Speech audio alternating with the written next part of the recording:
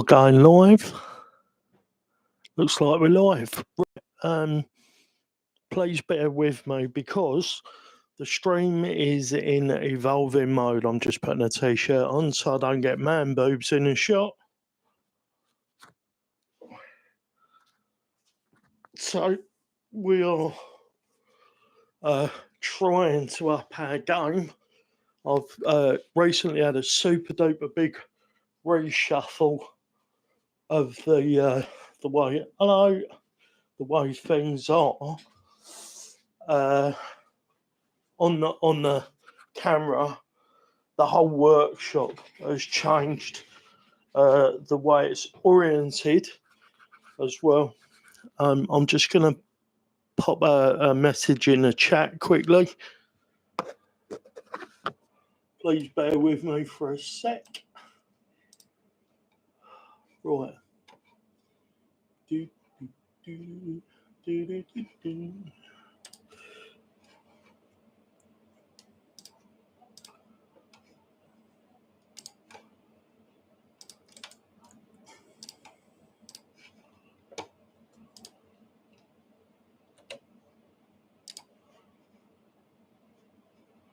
Now, can I pin it? Yes, I can. There we go. Right. We're getting ever closer to being able to make someone a winner. So I'm just attaching my mic. Let me know what you think of the audio. If anybody's out there, please let me know. Just get my phone set up so that I can do chat on my phone. Let's turn down the farting noises. Someone in the stream the other day, they was like, dude, there's a weird farting noise in your videos in the live stream. I was like, what? Yeah, that'll be it amused me, so that's why it's there. It's my phone. Right, how do I get live chat up on the phone? Sorry, just fiddling. There it is. There we go. That's word. Great stuff. Right, where am I gonna put you? Right, we're gonna need the M3 set screws, so I don't want to put it on top of that. We got some string decoration stuff to do. I want to get them mounted up somewhere, and I've got some foam background stuff. This lovely fake brick, nice and black, that's going to go along the back there. I think that will look nice when it's done. Right, there's one of the rod ends. In fact, let's get some tools organised.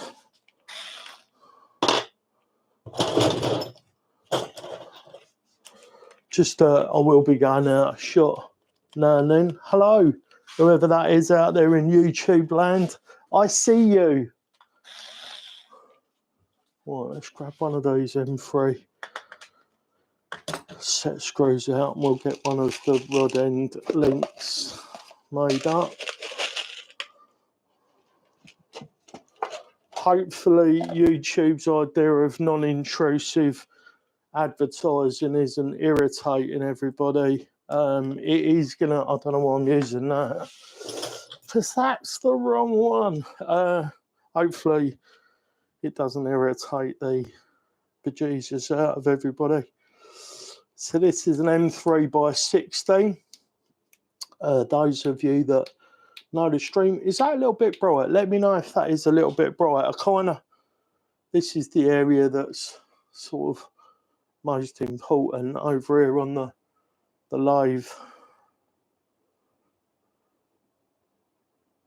Oh, I shouldn't have moved stuff, should I? It was slightly wonky, and I thought, oh, I can fix that. And now, I bet, oh, I've made a piece here of it. Right, we've just cut the lowers. Let's just check the length on these. These are supposed to be either 66.3. Yeah, they are. These are supposed to be 66.3. Oh.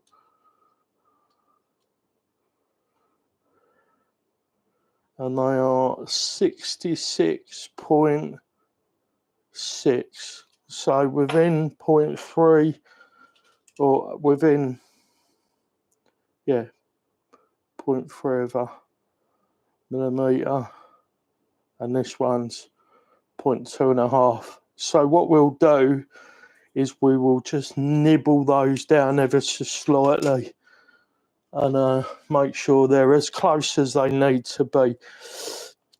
Important to remember, they don't need to be super close. So while we've got the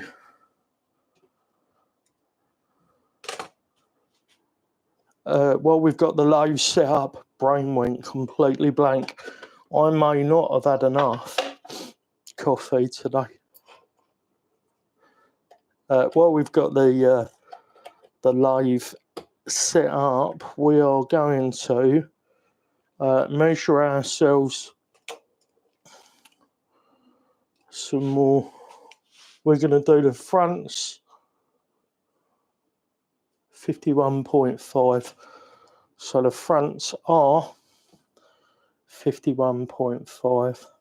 So I learned this the other day. We was lucky enough to have Wayne from Crawlstock RC enter the chat, and he's a far more experienced lather. Let's set this 51.5.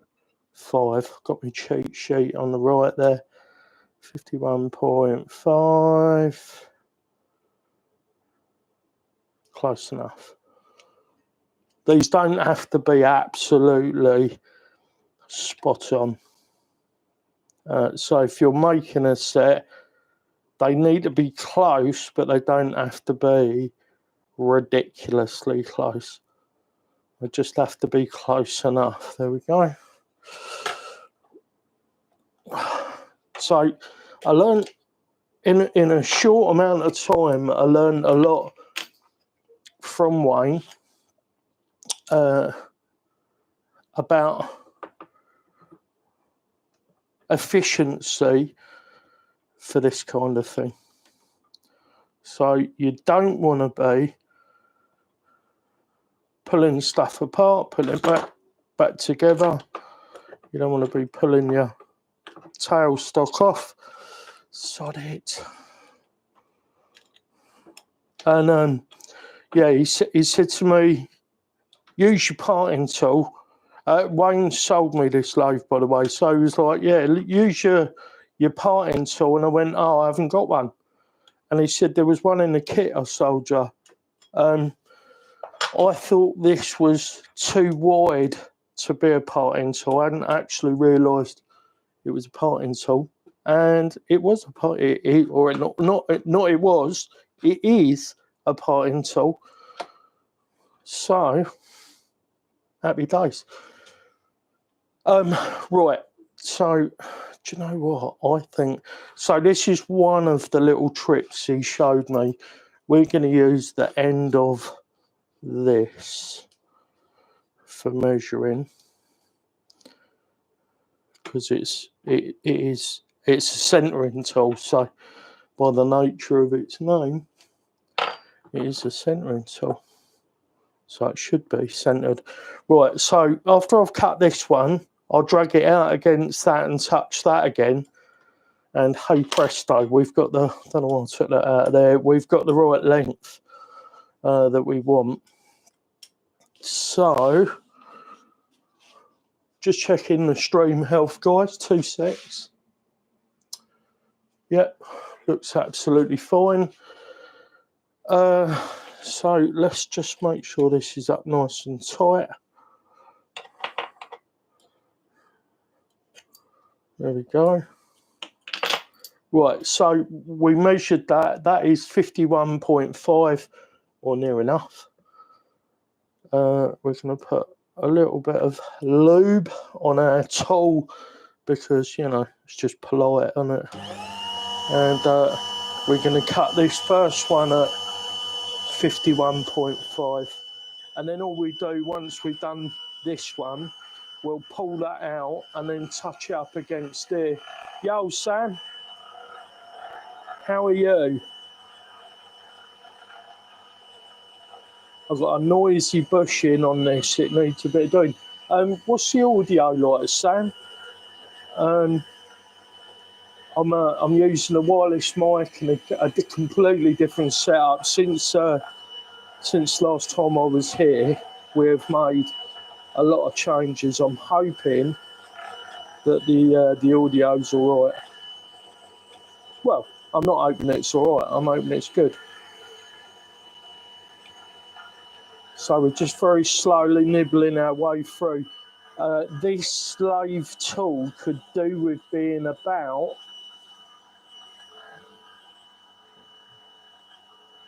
about 0.05 millimeters higher. So it's not super duper optimal in its current location. And this lathe is flexing a little bit. On my phone, the audio's good. Just waking up from a night of pool league. What is pool league? Oh, pool. Not swimming pool. Pool league.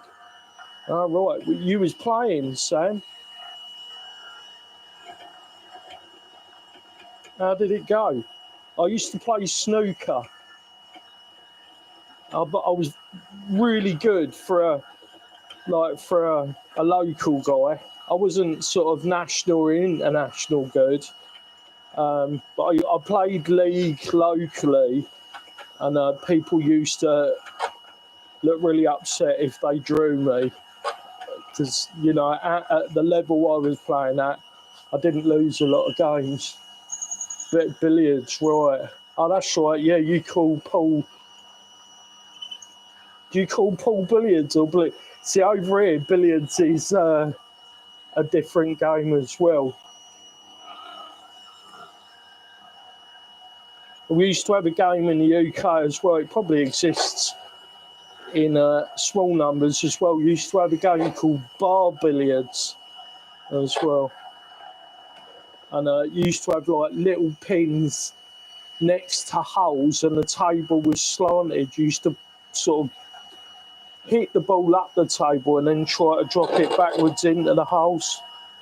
Yeah, it was an interesting game. Right, so there's one. My parting saw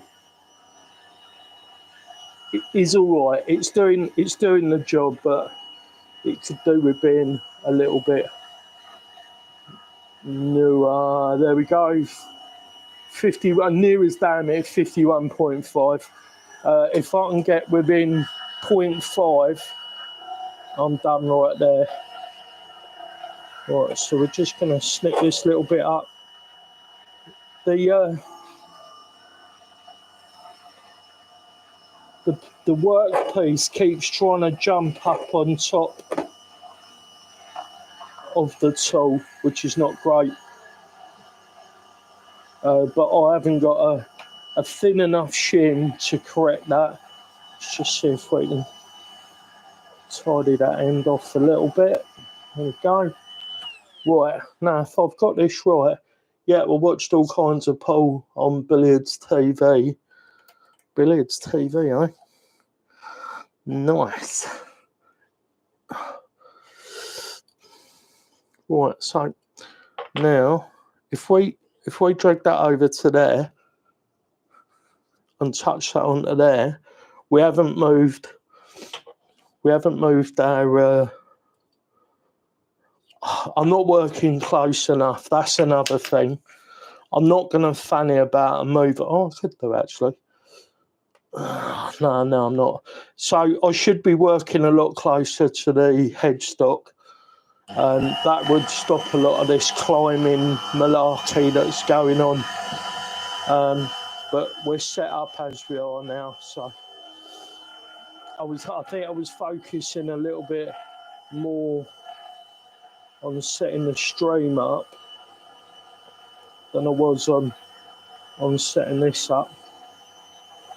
But I'm new to all this, and so it will get easier, and hopefully the quality of the streams will improve as well. Looks really hot there. Let's turn this light down a little bit.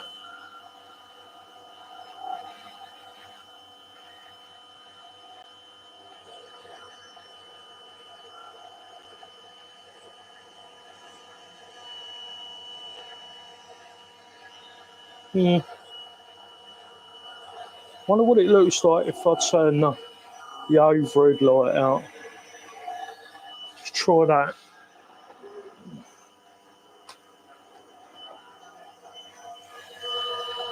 Oh, that's made a huge difference.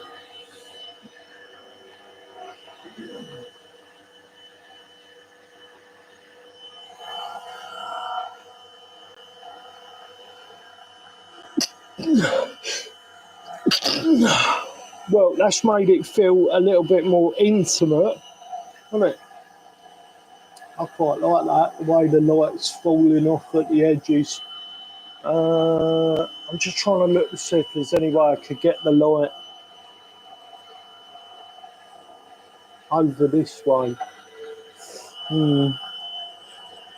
Oh well, first attempt with this setup, so there's going to be some teething.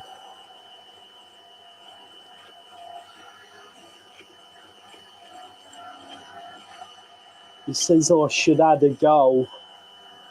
Well, my goal is to make the best set of links as I can for a guy called Lewis. Thank you very much, Lewis, for ordering these. I am going to make you the best set of UTB18 4-wheel steer links I can, with the knowledge and equipment I've got. And if these ones were anything to go by, they should be pretty good. Yeah. It was sounding a little bit uncomfortable, so we just dropped a little bit of oil on. You don't really need oil when you're machining brass, but it does help if you can keep the tool temperature down a little bit. When I watched the stream test back that I did earlier, there was a bit of chattering. Oh, there we go.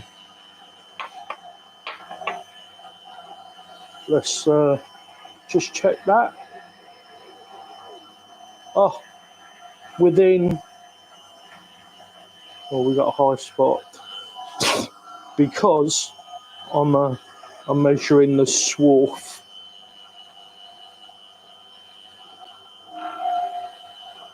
There we go. Look, within 0.01 of a millimetre. They're way closer than they need to be. Like, you do not need to be that close with links. Within like 0.5 millimetre, you're not going to notice. And of course, I guess it depends on the model, the size of the model you're working on. Maybe it would be a little bit more critical on a 24 scale, but I'll let you know when I do a set. I haven't made a set for 24 scale yet, so I will let you know when I know. Right, stage 1 complete. That's the full links. That's the lowers for the front and the rear of the vehicle. We'll get onto the steering in a little while. So next, I'm going to be taking the tool out. Let's not leave those in there because that's a terrible habit. I want to make sure I've got the muscle memory to not leave those in Right, we are going to be using that if we use anything at all, and that is the correct size, so I do not need to put any shims in. I was thinking this recently. Maybe if I do a stream, like a warm-up stream for Mr. C, like that, there's no affiliation, obviously, and I don't even know if he'd appreciate me, unofficially doing a live warm-up stream for Mr. C. But my plan is to do this until Mr. C's stream starts. And then I'll pop over there and watch me some Crawler Canyon while I finish off here or whatever I'm doing next. I've got a little bit of work to do on the Hulk build. I've got a 10 scale Capra.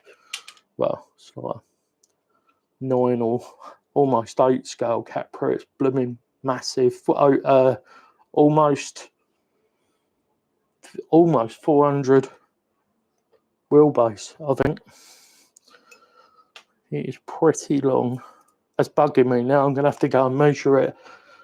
But yeah, the Capra over there, she's a big girl. I'm just thinking this corner feels like wasted space over here. Maybe I could have a model.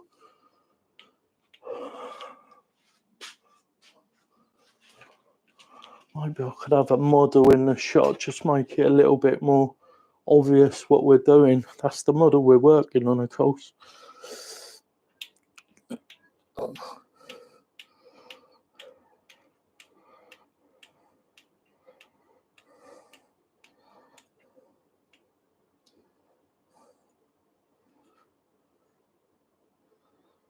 Right, just make sure they're free.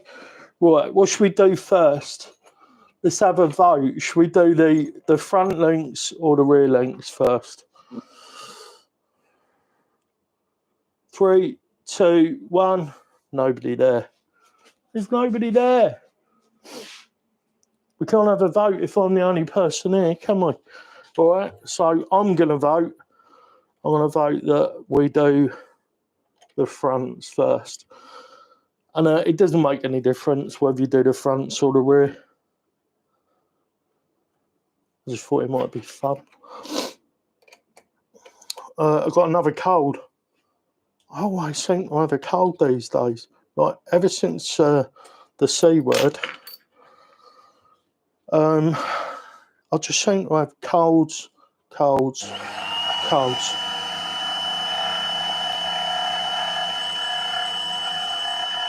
So I don't go mad with that, because these are exactly the same.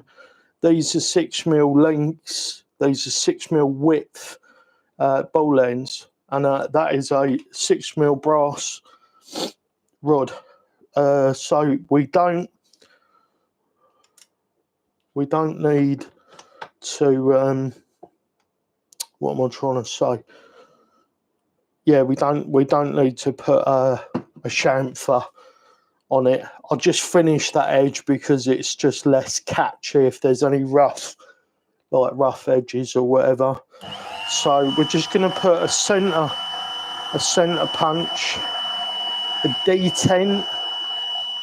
It's probably not a detent, is it? But it's just somewhere for the drill to sit so that it doesn't skid about. And then we'll switch that around while we've got the tool in the tail stock. Give that a little tweak up. And away we go again.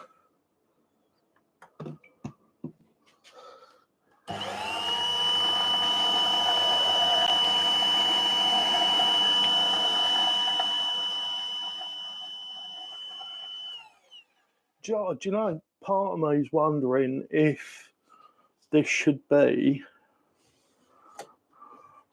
a little bit closer I'm kind of thinking it needs to be more like that.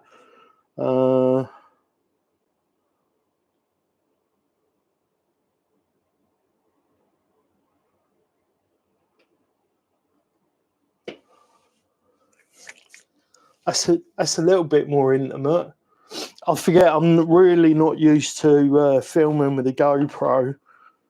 Well, it's a DJI Action 4 actually, but yeah, a GoPro-esque camera. Let's get me tools that I need from underneath. Codename Yeti. Yes, it is live, Erwin. At work, so I can't stay long. Yeah. I appreciate you popping in at all, Erwin. This is Erwin from Team Revolt. I'm sure most of you will know who that is. Right, so we are looking for a 2.5. That's a 2.3. I think it's this one. So I like to do, that's a 2.3. So it must be that one. That's a 2.4. So I like to use a slightly larger drill bit. So they recommend you do a 2.3mm hole when you're doing M3. But I like to use a slightly bigger one just so that it taps easier. Really, no great big trade secrets on why I do it. Right, so I'm actually going to be making a set for you as well, Erwin, but this set is going out to a customer. I've just had the brass arrive, so I'm getting this set ready for a customer, and then I will get your set ready. Don't do that, guys. Make sure you turn the spinny stuff off before you tighten things up.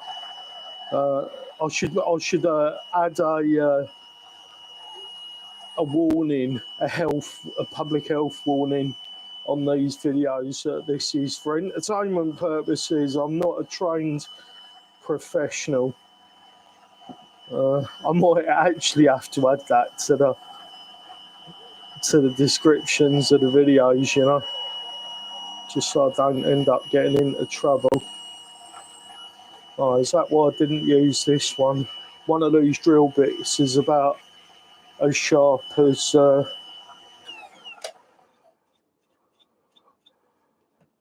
sausage. I don't think sausages are very sharp. I was going to say Donald Trump, but I think a lot of people like him, don't they? I don't want to upset anybody. Oh, truth of the matter is, I think everybody thinks he's the saviour, but I think we are the saviours. I think what we need is to get rid of everything that exists and start again, because it's just not working. You just end up, like, even if is the answer, he's only in until, you know, they change the head at the top again, right?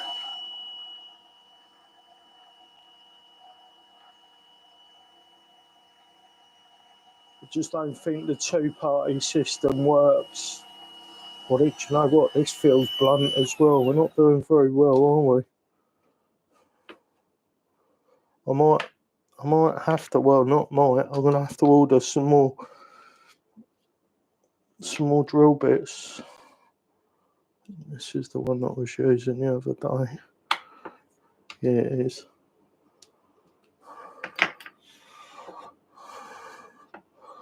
So you're working tonight, Erwin? Keeping the power on?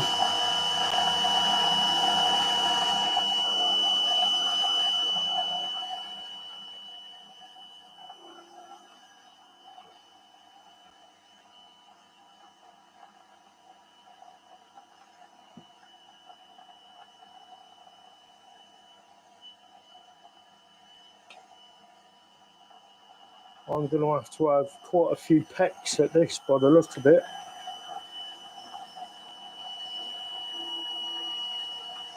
I was having to do this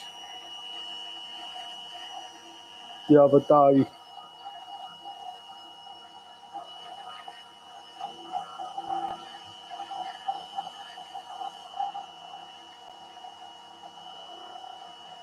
It's like we found a tough bit in the brass. Like there's a knot in it or something. It's not wood, mate. It's not wood. How's the audio for you, Erwin?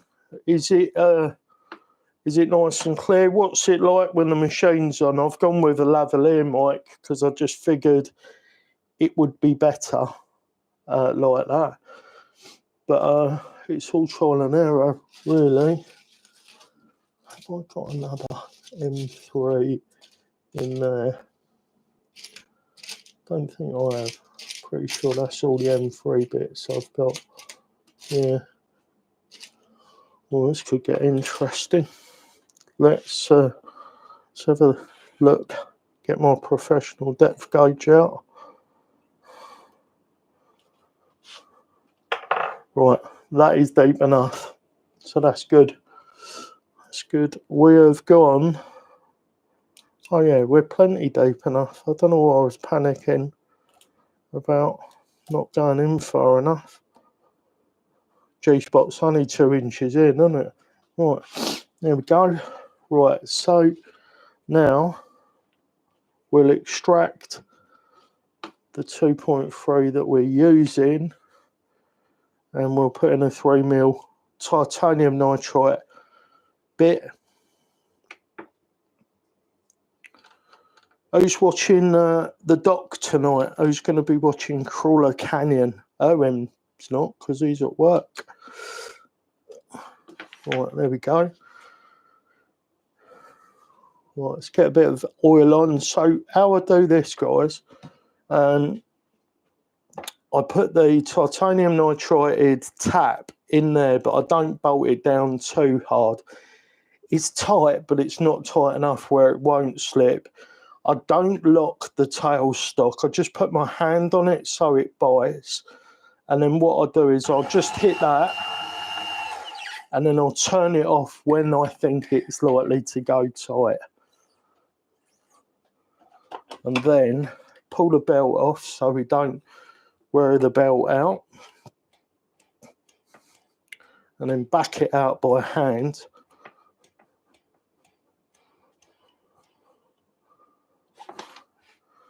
And that is one end of it done. Ta-da!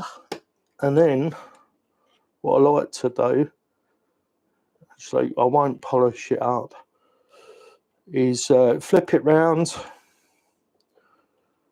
drop it in, get this as tight as I can safely,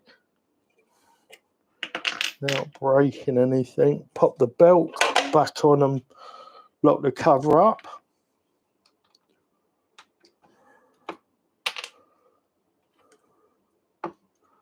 Get one almost sharp enough drill bit back out. Not quite sure what to do. I might have some fine sandpaper that I can use just to put an edge back on these by hand. But I do need a better sharpening solution. Otherwise I'm going to be chewing through these drills way too quickly. Oh, let's get a little bit of lube on our tool. It should never go in dry. That will significantly increase the life of your tools if you can keep them a little bit cooler. So we just need to go in the length of the M3 set screw. So a little peck, a little bit more lube.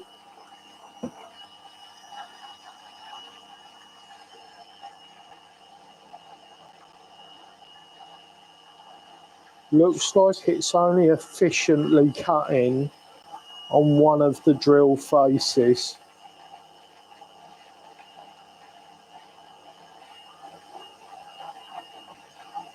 Yeah. And then it stops.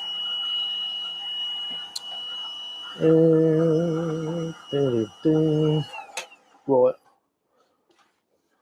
That's just getting irritating. So I think what we're going to do is we're going to try to put an edge that we can use with some 400. I think you can just about see me over there.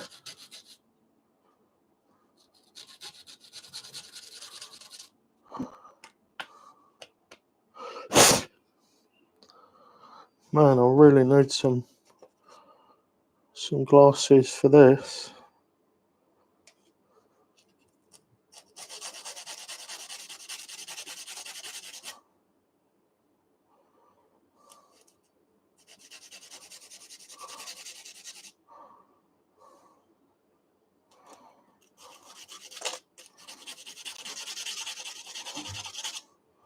So I know you have to have like a clearing zone just behind the leading edge, the cutting edge. So I've done both of those. Let's get that back in. That'd be nice if that's worked, because that was really easy. And then for me to put the edge back on those in future, easy. 400, bit of 400 grit engineering paper, and boom.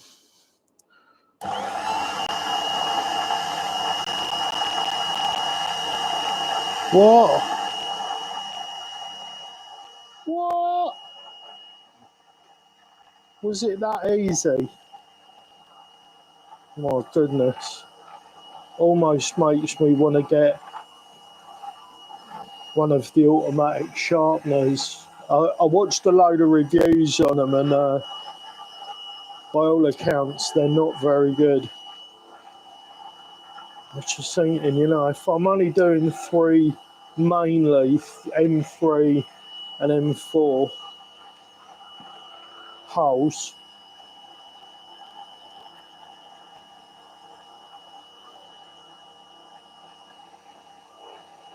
a bit like that might be, I mean, a sharpener for those might be golden.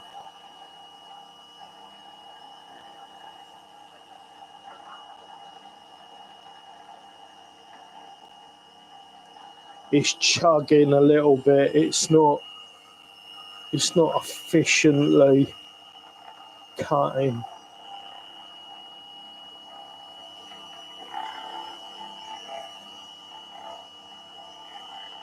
It is better. So I will take that. I will take that any day. Right, let's have a look. Let's get my professional measuring stick out. Yeah, we are not deep enough.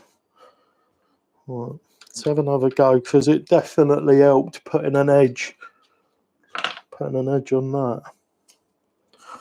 Right, 400. Let's get the 400 back over.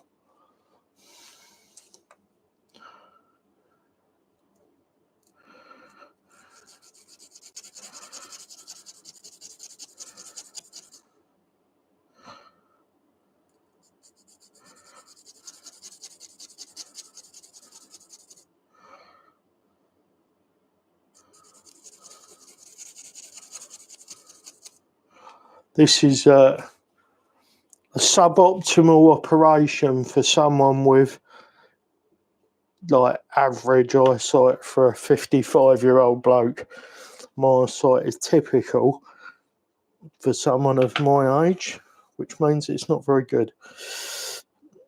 I have to remind myself there's people out there that can't see, so I'm better off than some. But it would be nice to have my old eyesight levels back. I've been really lucky. I've always had 20/20 vision until recently. Pretty much as soon as I hit my 40s, my eyesight started to degrade and it has continued to do so into my 50s and so on. Oh, what is going on? That is.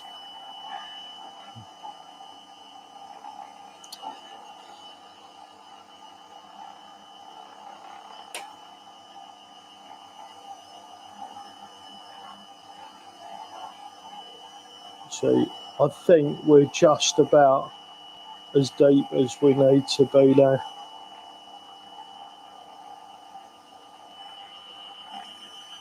Let's have a look. Yeah, she's deep enough. So it looks like we learned something there. A little bit of 400 grade. We can definitely tune up the old debris, the drill bit. Those were really good quality drill bits, and I've used a lot of. I have made 20 sets of links with those drill bits, as well as doing other little jobs as well. So that's good stuff. Oh, I need to grab a drink.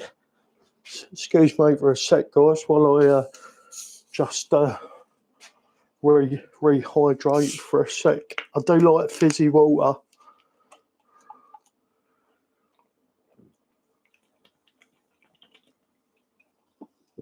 Oh, that is. I should have had that earlier. Right, just in case you missed it, once we've drilled the hole, I don't lock the tailstock. I just put a finger on it for pressure, and we're going to put the M3 bit in with this. This isn't over tightened, so if we do bottom out, it spins.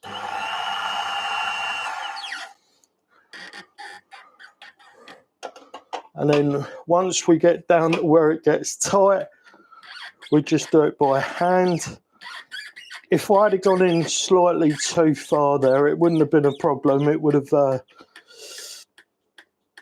it wouldn't have been a problem. It would have just spun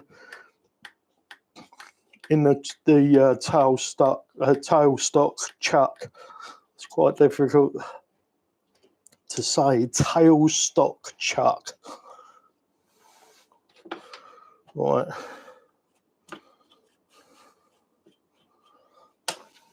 Get the belt back on before we forget.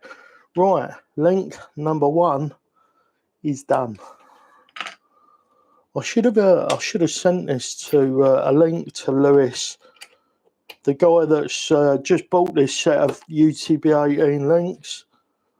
He's probably sat at home doing nothing, and he could have been watching this.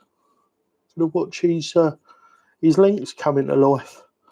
So I like to get, this is, these came with the bottles that I bought me baby, Neo. My baby's 3 now, but my little boy, we bought him these bottles, and every time we bought a bottle, you got 2 of these with them, and one of these will last you a lifetime cleaning those little bottles out, as long as you keep them nice. So we've got dozens of them, which is great because they're handy for making these. So let's just make sure we've gone down deep enough. That's a yes on that one.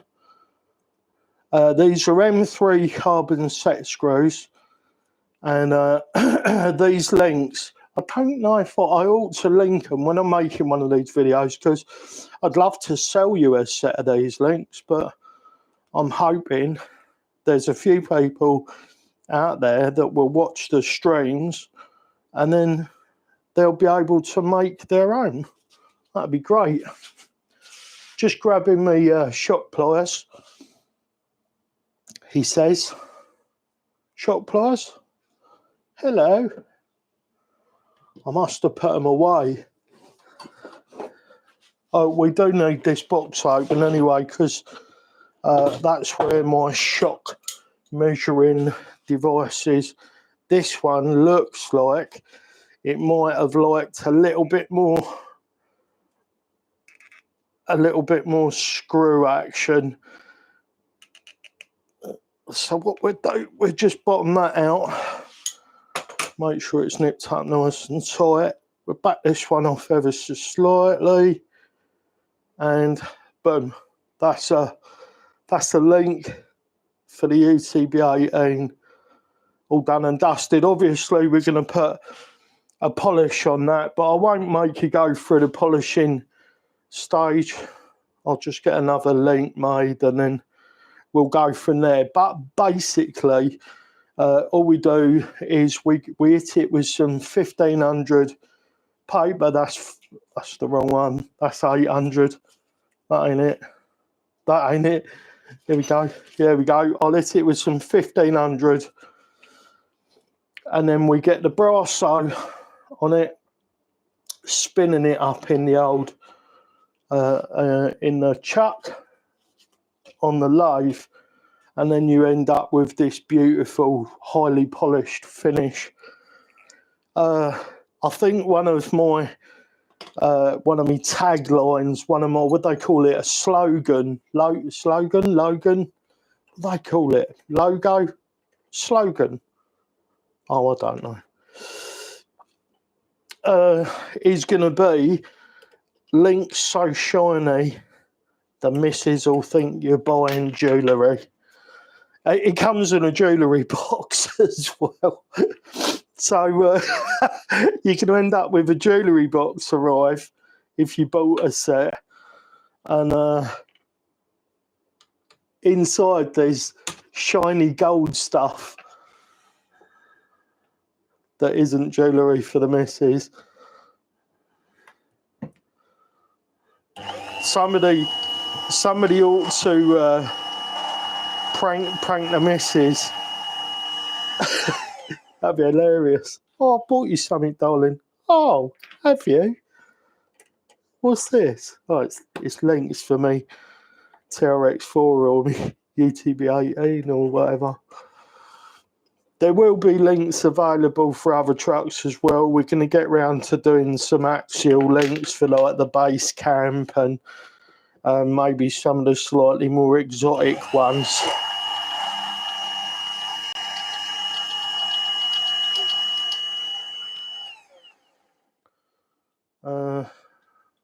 So yeah, people will be able to get links, but my first goal is to raise enough money.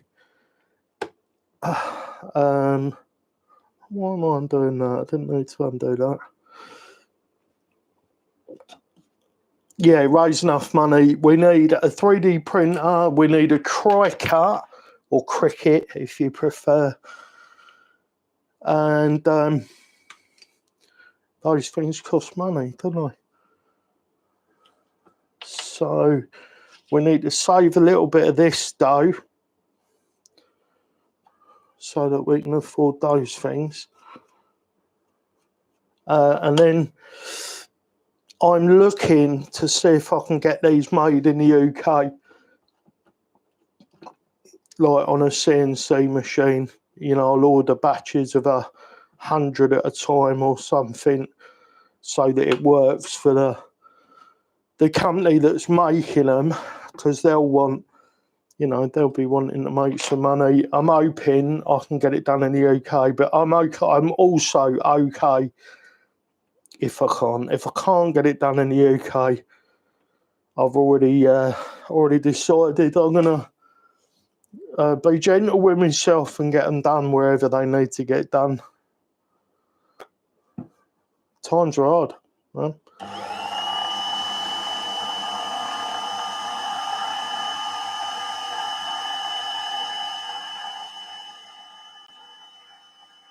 Oh, that looks like that was off. Do you see the tip moving? Right. We're not having that.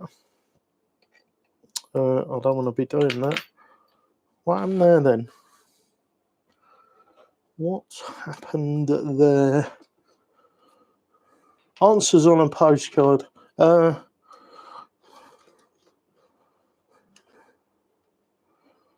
going with the other end.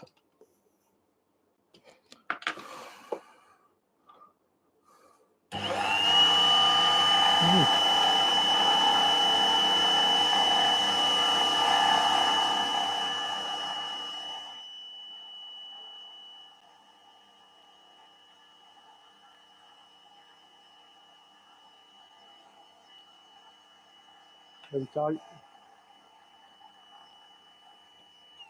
That should have got us a better start going now. What's everybody up to this evening? Are you waiting for Crawler Canyon stream to start? I am. I'm quite looking forward to that, actually.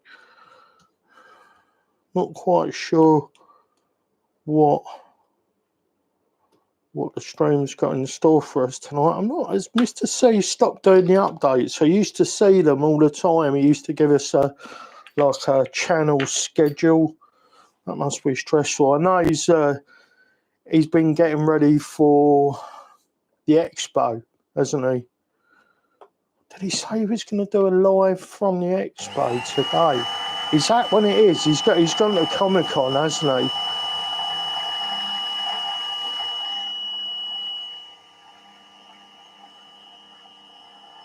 I'd be quite happy if that's where the stream's coming from, but I like the streams where he's building stuff. I find those interesting. Watching him while I'm doing a bit of building. Right, when she starts to make a bit of noise,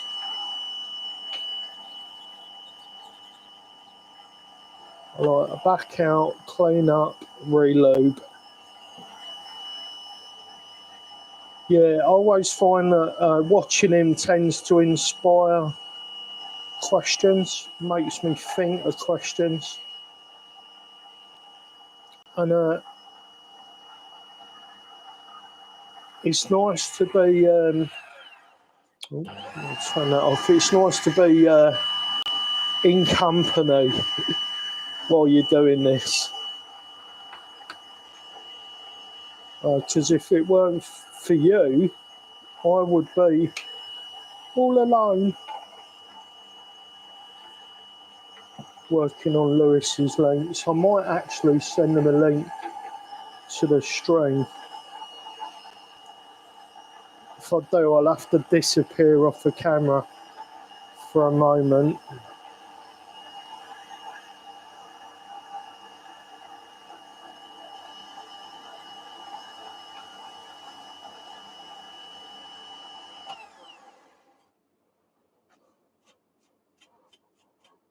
I should have ordered a new drill bit this morning. It would have been here today. Right, I'm just going to send a link over for the stream.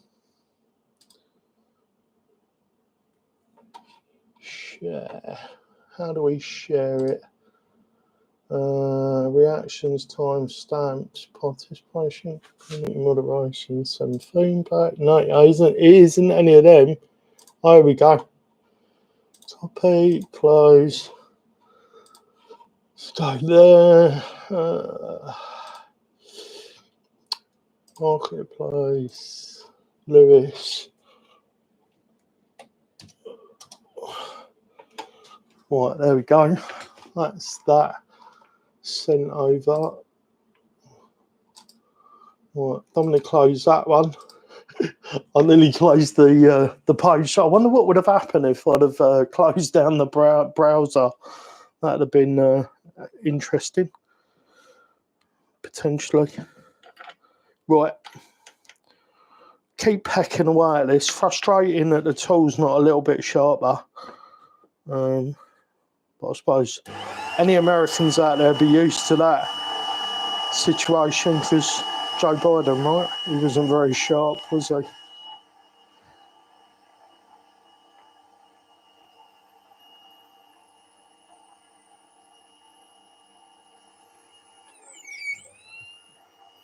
Well, I keep doing that.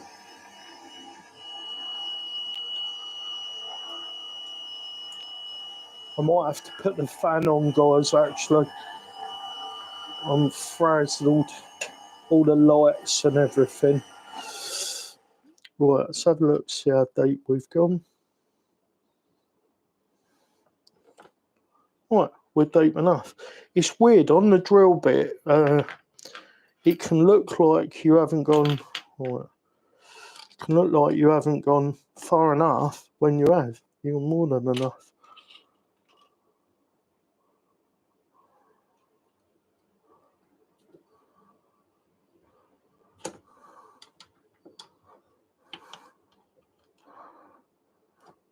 Right, let's not get that done up too tightly. Right, where's my fan? What about, oh, it's out here. 2 secs, guys. Oh, I wonder what happens to the audio. Does the audio turn to crap when I come out in the hallway there? Just went out in the hall to grab the fan. Be interesting. Oh, we got a this plug socket at the end of the bench is starting to look like one of those comedy memes that you see on the internet where people have got too much stuff plugged in. Right, we've got a fan blowing on the human, that human being me, so that'll be better. Right, again, just applying a little bit of pressure to the chuck, to the tailstock. The tailstock's free.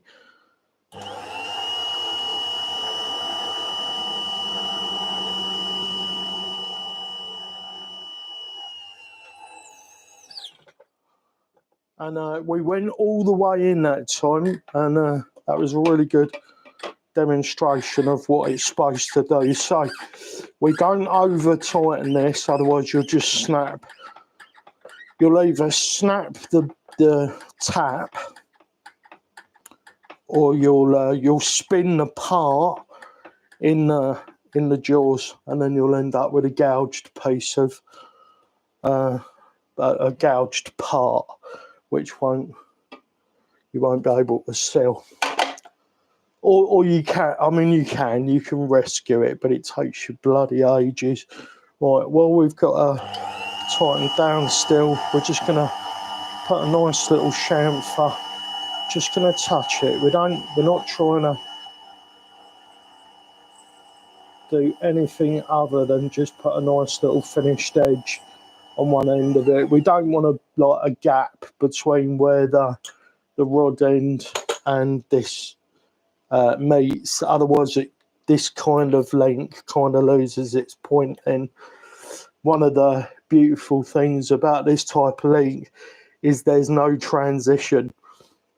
It literally, well, there's no noticeable transition apart from it going from plastic to brass. There's no raised edge, which makes these slide beautifully. All right, let's clean that hole out, just in case I forget when we get the other end.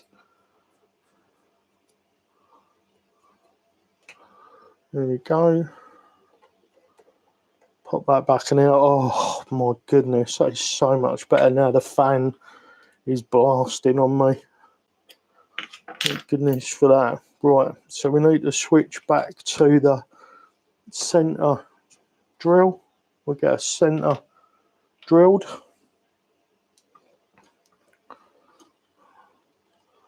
This just gives the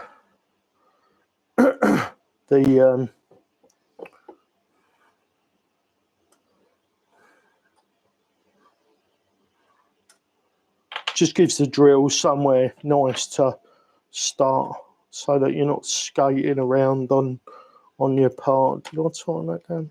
Nope. All right, a little bit of lube.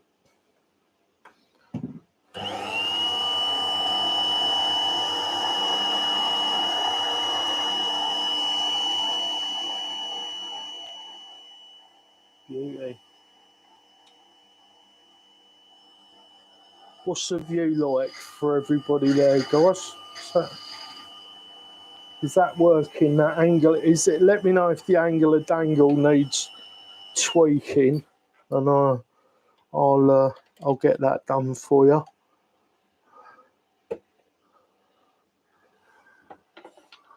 you. Switch. Didn't need to switch ends. Dunk off.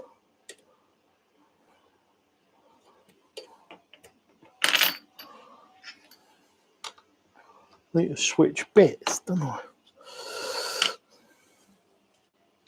Oh, now which one of these was we using? I think it was this one.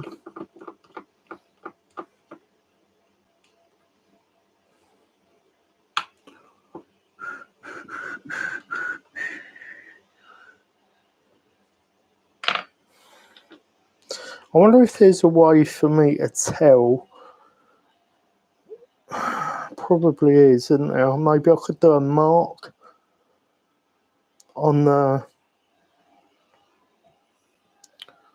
shaft that goes into the tailstock, and then I could tell every time when I've gone far enough into the bit. Oh, this is cutting lovely.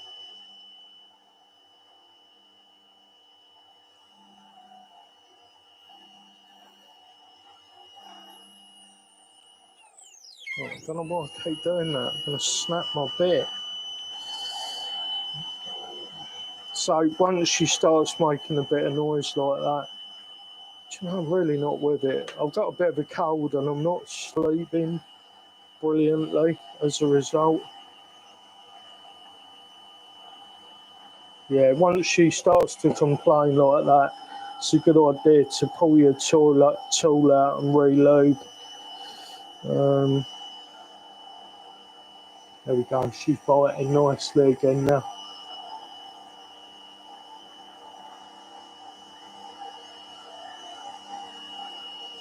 As you can see, it's spitting some brass out. There we go, she's letting us know she's got tight again. I'd say we've probably gone deep enough there. Let's just check with our super high-tech tool. There we go. Job done. That was a bit easier. Maybe the old sandpaper tricks worked. Sharpening up my M3s, so let's push all those over there. That is the one we're using. 3M3 or 3.3mm or three 2.3mm bits, and only one of them I've over tightened that. Only one of them's good. Great, isn't it? I'm just grabbing a drink, guys.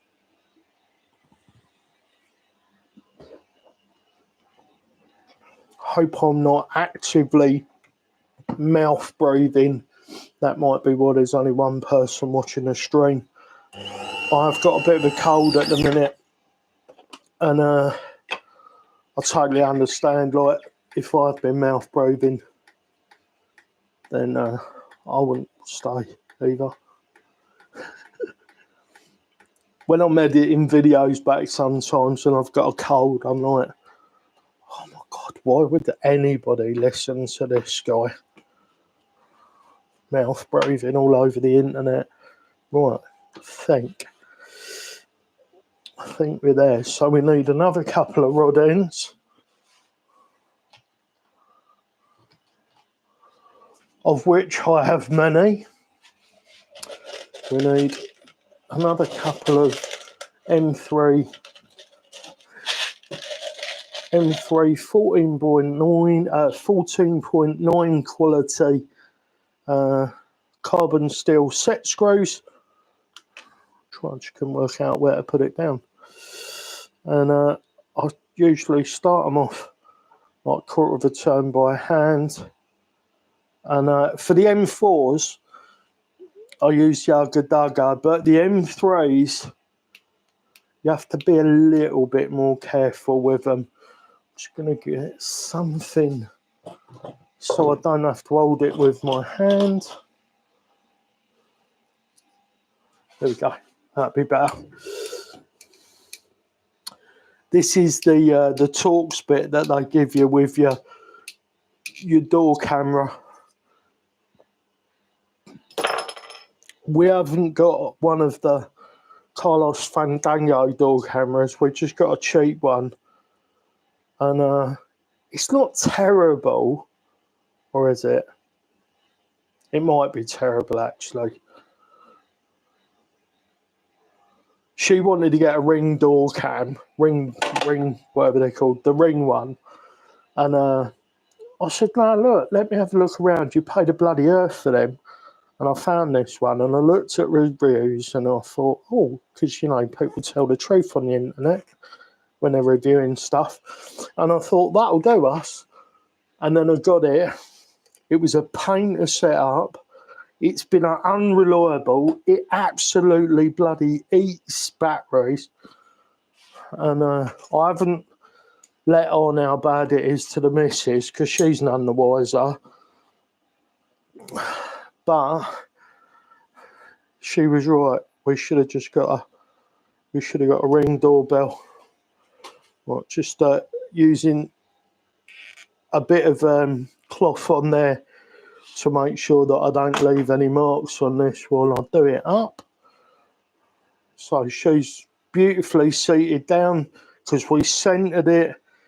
It's in the center. Someone said to me that they bought a set of links the other day, and they weren't even on center. So it was like it was overhanging one side like that, and then not. It was terrible, absolutely terrible. They were attempting to do the lengths that I do, where there's no transition between the parts. But if you're going to do that, you've got to bloody machine it correctly. Otherwise, it's just going to be bloody awful. I'm wondering what the audio would be like if I wasn't using a mic, because I'm right next to the GoPro. I suppose the only time that might be a bit of an issue is if I stand away from the GoPro. Just thinking, I didn't clean these holes out. I was really lucky that other one went all the way down.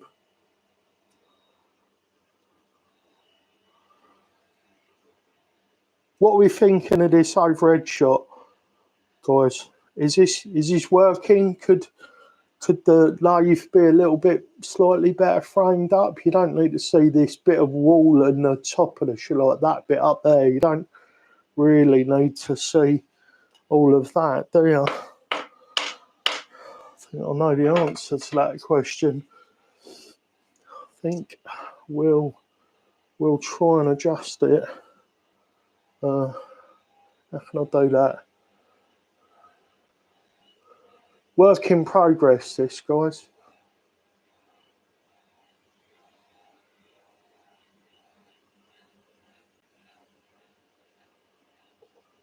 Is that even better? Is it any better at all? I think it's just the same, isn't it? I'm making sure the chat. Oh no, chat's not been working, guys. Lee's in the bloody chat. Oh, Lee, I'm so sorry. Right, let's have a look. Fizzy isn't good for you. It's not fizzy pop, it's fizzy water. Thank you very much, Erwin. Do you know what? It's functional. It does the job. I'm sure there are better lathes, but there are many like this one, but this one's fine, isn't it? Something like that. Should be. We'll get my Friday fish and chips early, so I'm not eating while the live is on. He forgets to do most of the time. The expo live will be tomorrow, I think. There we go. Sorry if I missed anything. I had to put my bike jacket on the line. It was minging, yeah, I bet. Audio is okay for me, thank you, Lee. Put some tape on the drill bit for the depth you need. Oh, that's bloody simple, isn't it? Cheers, Lee, yeah. Dab of paint, yeah. Always best to pull out your tool if she starts complaining. Ring doorbell wouldn't get a signal at the front door, but can sit another 6 metres in front of the house in my car park and pick up Wi-Fi. So I was thinking about it. Camera could move towards you a little to get the rest of the load in. Yeah, is that better now, Lee? I think it kind of is. Maybe it could do with coming back to me a little bit more. Bit better. Unimat are great loads. Yeah. You'll not get any argument from me there. Bloody chat weren't working. I thought I'm here all alone. I can see it looks like people were lurking, but no chatty. No chatting.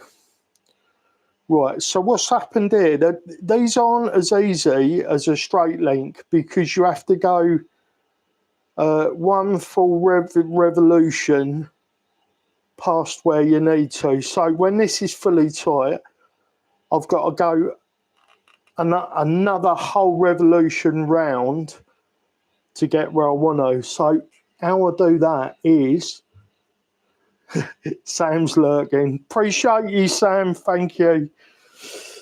Yeah, how I get round that is I'll go quarter of a turn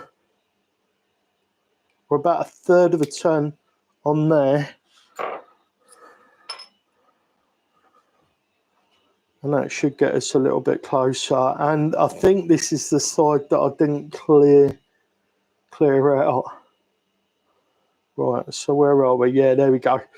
So we still need to give it a little bit of a snuggeroo.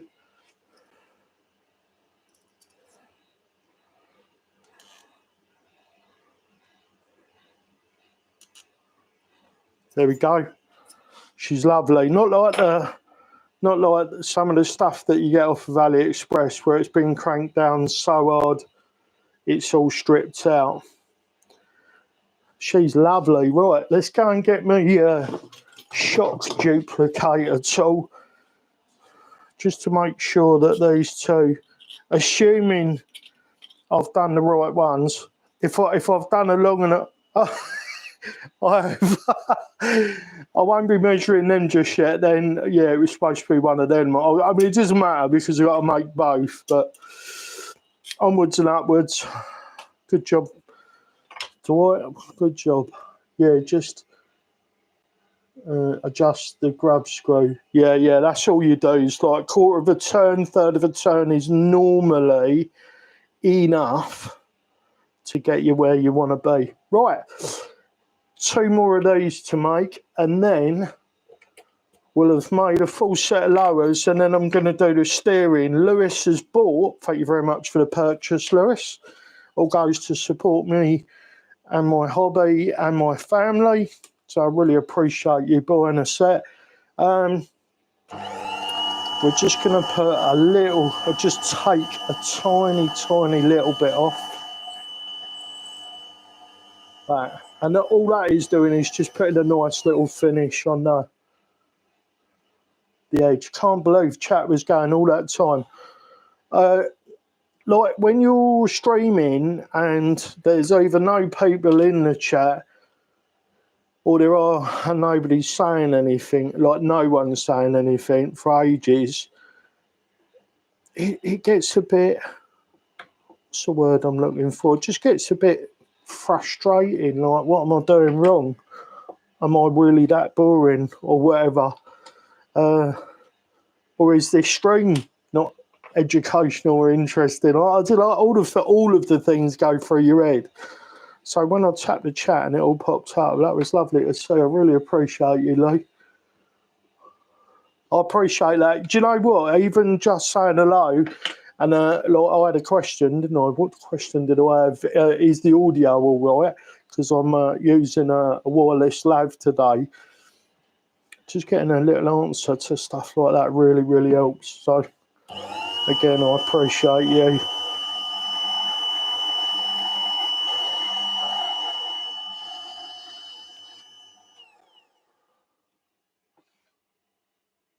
Sliding sideways, how are you doing?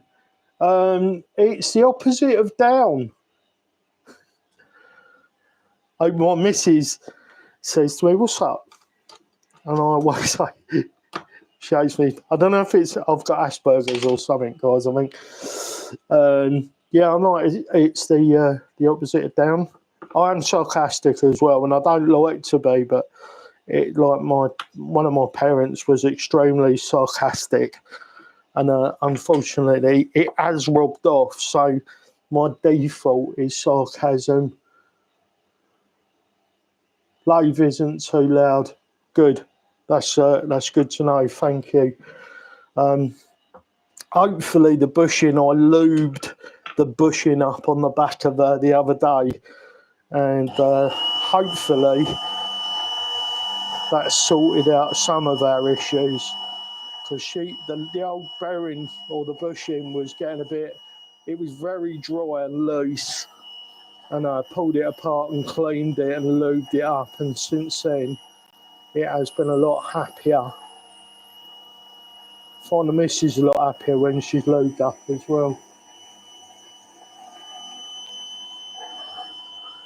It's like, I know, I think sarcasm for me has become like a coping mechanism.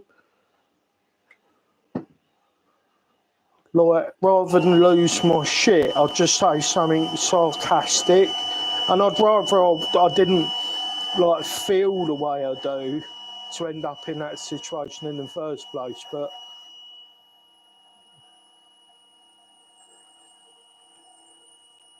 when she's making noise like that, she is complaining.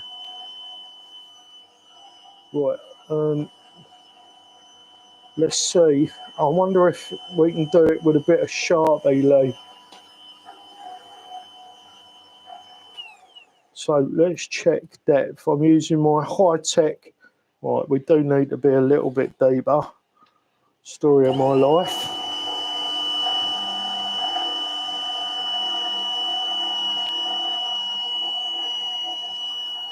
Right, I think that's about where we need to be there.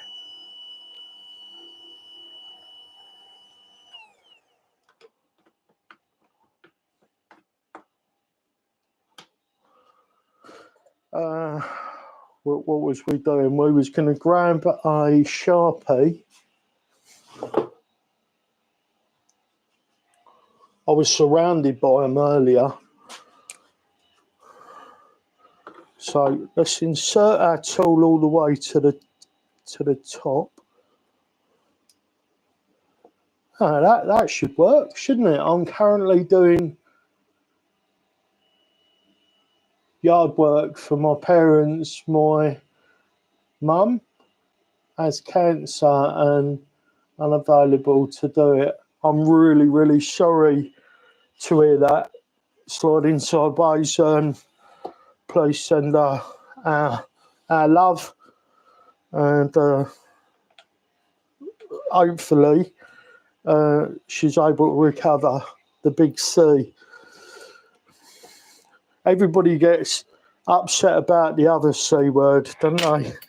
But that's the one people should really get upset about. Do I have noise cancelling in the mic? Because after a few seconds of the lathe running, it goes quiet but can still hear your voice over it. Oh, that's weird. No, but I suppose it is possible that YouTube has got something like that built into its streaming audio. I haven't really sussed out the whole thing yet. I haven't been in the back at all, too tight. I haven't really been in the back end and looked at settings and stuff yet, Lee, so I'm not sure if there's a way for me to adjust that. So just popping a bit of lube on. Thank you kindly. Just wanted to stop in and show some love. Bless you, sliding sideways. I really appreciate you. Right, so just down till she spins.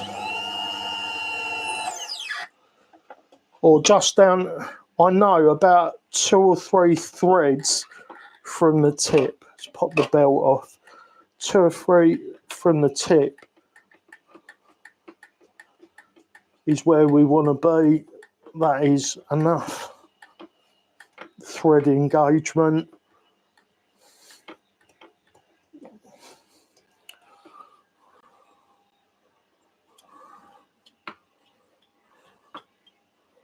Started to get warm here again today, Lee, didn't it? I'm assuming you was out working on the bike today. Lee is a motorcycle manufacturer test rider. Would you say that was an accurate description of what you do, Lee? So basically, he gets to ride all the new bikes, or lots of the new bikes, by a couple of manufacturers, I think, before they're available. He's the guy that goes out and puts mileage on them when they're breaking them in and testing them and stuff like that. So it's a job I would have killed for when I was younger, because I used to really, really be into my bikes. But I don't know, maybe now I've got a kid, as I've got a bit older, I've just not really had the passion that I used to have. And I did see a couple of guys die like straight in front of me a few years ago, and they were here 1 minute and gone the next. Tragic. And the way I used to ride, it is a miracle that I'm still here, because these guys weren't doing anything wrong, really. Well, one of them was sat on, so I don't want to do that. One of them was sat on the back of the bike, so he wasn't doing anything wrong. You're a consultant, right? That's a nice title. Nice. Make sure we got our black mark up the top, though. That was a good call, that. It looks like Sharpie's going to do the work. As long as the oil doesn't dissolve it, we should be good.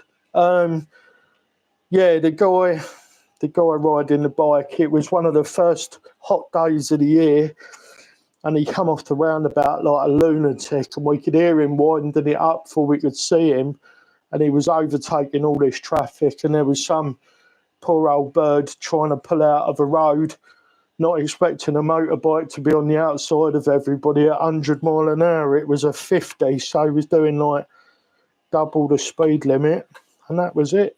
He grabbed the brakes, front brake locked up. He went over with the pillion passenger, and they went in front of the bike. They hit the car, and then the bike hit them, and them and the bike hit the car so hard that it span 270 degrees. Yeah, and by the time we got out of the car and run over and, try to stop the traffic and everything, it was too... Oil don't dissolve tape. No, you're right. It sounds official. Yeah, it does. It does. Like, I always struggle to tell people what I'm doing. What do you do? Well, I mean, I've got too many hats. Like, if I say I'm an entrepreneur, it makes me sound poncy. So I usually just tell people like I'm a video producer, because I do produce videos for YouTube, I guess, and I do, like, I work for an agency doing editing, so I have got many hats, I suppose, but that's the one I usually tell people that I'm in video production, because that's the truth. And like I say, it doesn't sound poncy, like I'm an entrepreneur. Also means I don't have to explain what an entrepreneur is, because that's the thing. I don't tell people what I do because of the prototypes I ride. Do I have Disney Plus? I do, Lee. Yeah, which reminds me, I was only going to be having that for like a couple of months until I'd watched Andor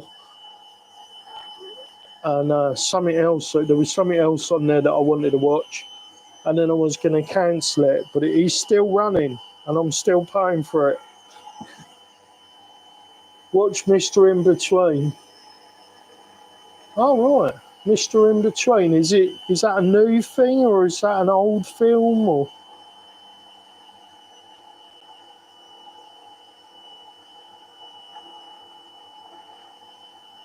going to feel silly if it's been around for ages.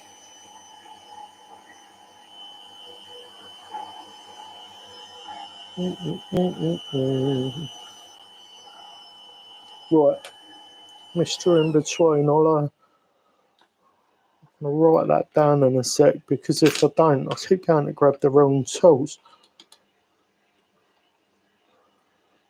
What's it about, Lee?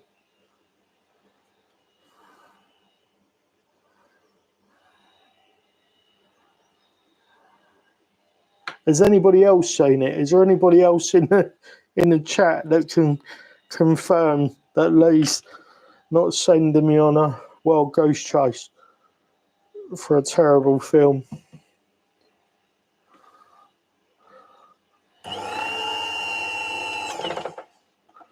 Ooh, she stopped a little bit earlier, and I know I'm deep enough. So when that happens,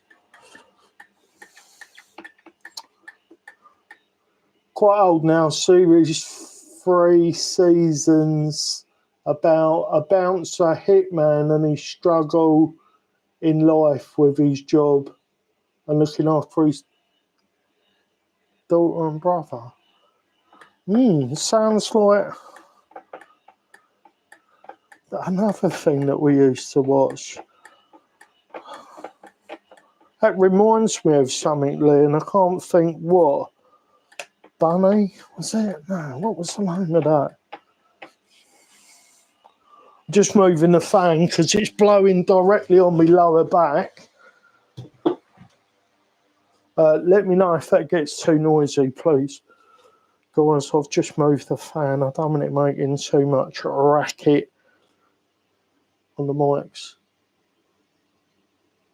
Oh, the blind guy said he enjoyed it.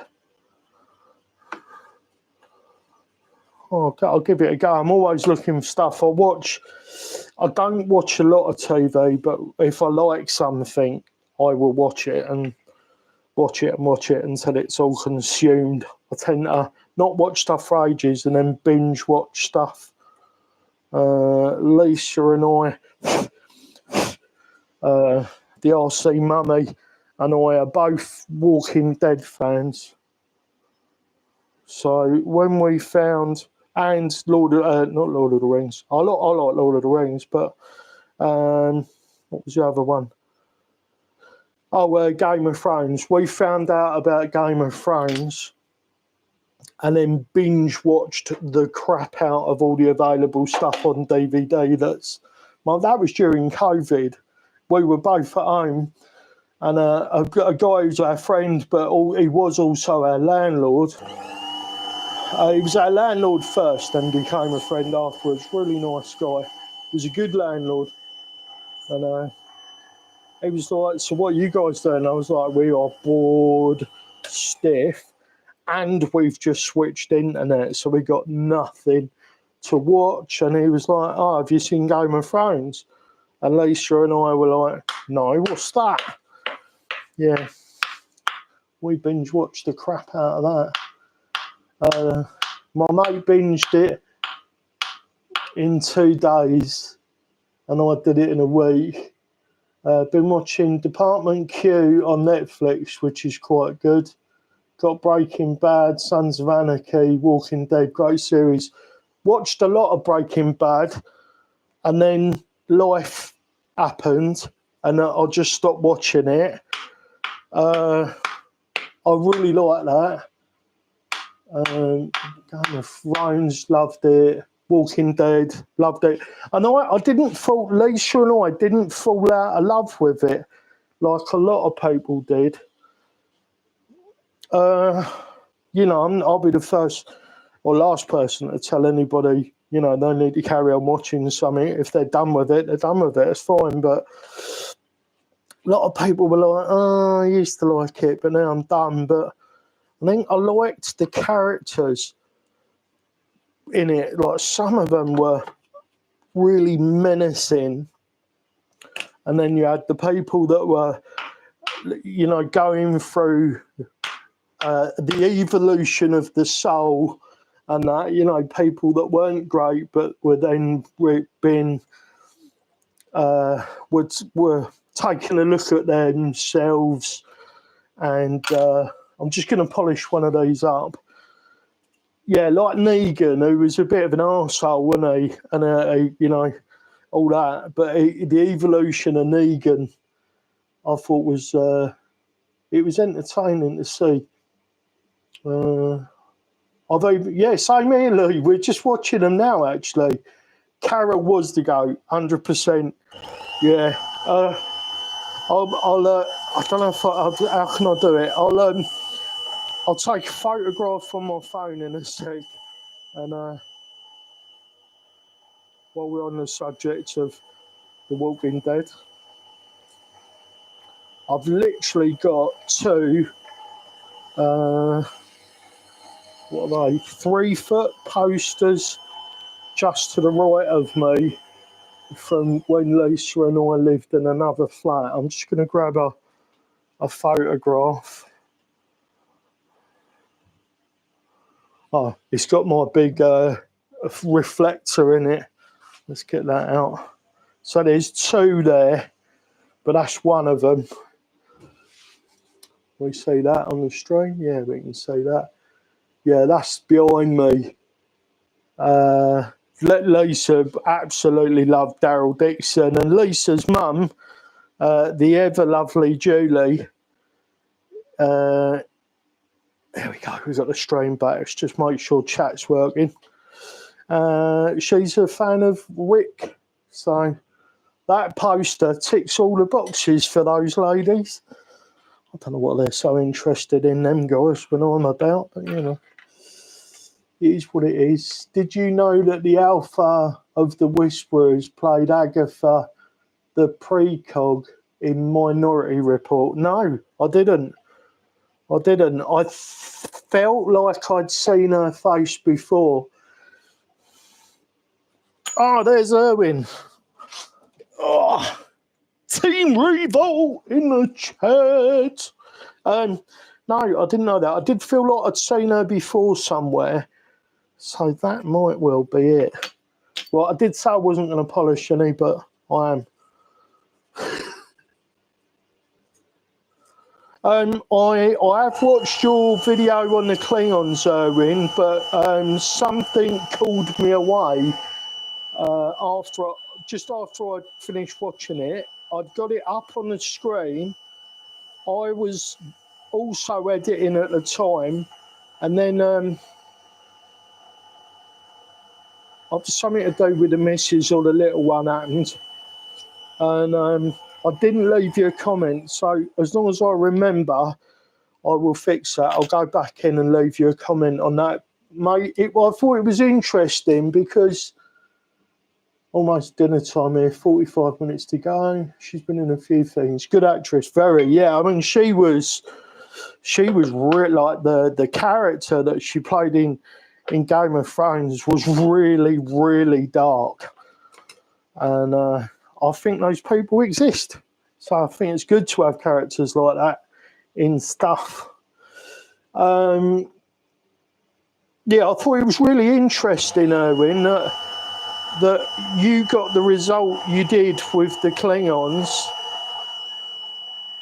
I think I'd like to have seen how it did on Hot Rock.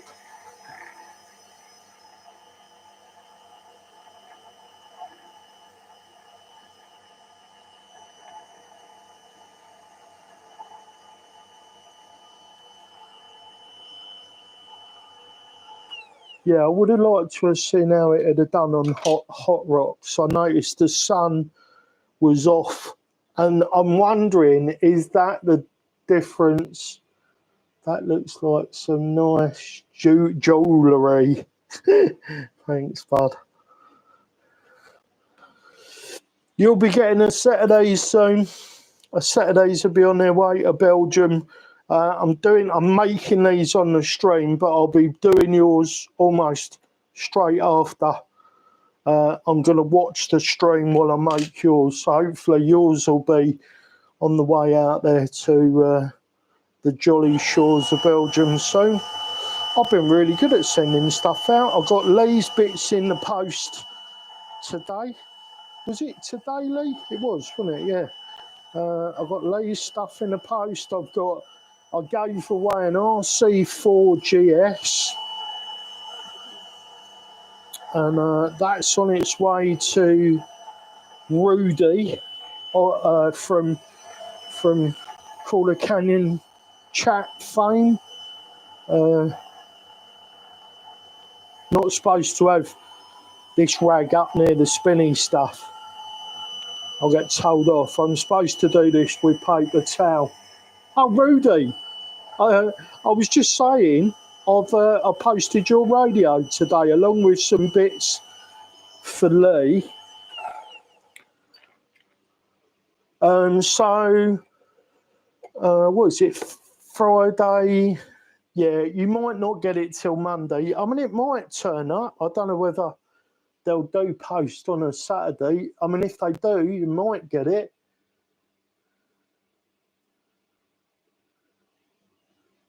And OP from Sons of Anarchy played the beta. Oh. I watched a few of those, but I couldn't get Lisa into it. And we have so many things that we watch together. So I ended up not continuing to watch Sons of Anarchy. What I usually do is I'll find something I like and she'll find things that she likes, and then we introduce the other one to it.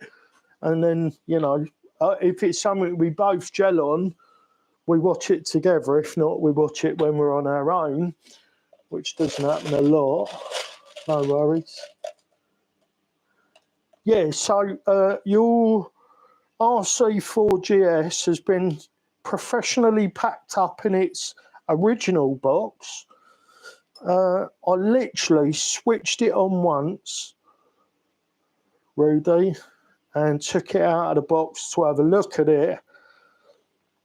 And then I had other radios which I was using that I was also relatively happy with. And I had the hot racing, where are they?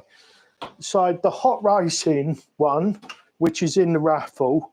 I had that, and I had the Mias version turn up in the meantime. And I've got to be honest, I'm just happy with them. And the issue for me with the RC4GS, it's a brilliant, really capable radio, but I just find it really difficult to one-handed steer with, even though Lee very kindly made me a set of wheel extensions. It was still just a bit too uncomfortable for me to use. So I'll get you the postage sorted as well. I think, Rudy, it was about £6. So if you want to PayPal me, DwightRabbit444@gmail.com. I'll write it in the chat in a minute. Yeah, £6. That'll get you all covered. I actually thought it was going to be more than that, so I was pleasantly surprised when the lady behind the counter said, "That'll be £6, please." That's not what she sounded like, but that's my impression of a lady behind the counter. And I'm sticking with it. Let me just post that in the chat while I think about it. Otherwise, I'm going to forget. Oh, you're welcome.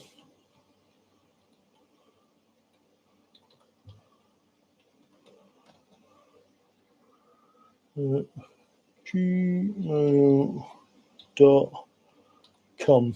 Right, DwightRabbit444@gmail.com. There you go, mate. That is the PayPal address.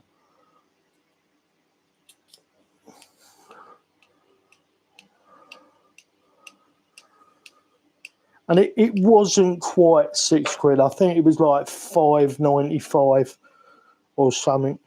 But rather than mess around with, unless you want to put 595 in, you're more than welcome. Still don't know if the Dumbo work on the RC4. Someone was looking into it, Lee, when they I only really caught a little bit of that conversation, but I think someone was going to have a look. Was it you? Was it you that was going to look at it? Ow! Oh, don't you hate it when it slips off and pinches you? Oh, you mother fluffer. Sorry, guys, I'm just pinching this down a tiny little bit just to get it to where it pulls out. If you ever see me leave those in there, guys, let me know, yeah? It's a terrible, terrible habit. Is that a bloody ice cream van? What's the time? Oh, it is only 6 o'clock. I was thinking it was a bit later.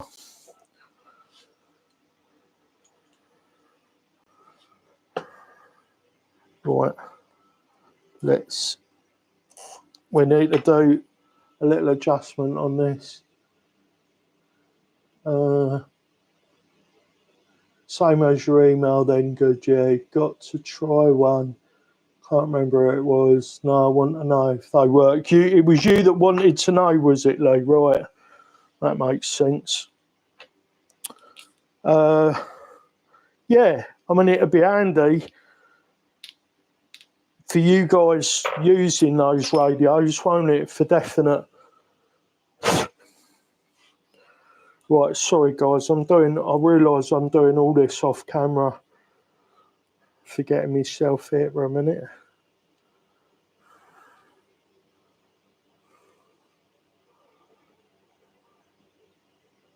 Right.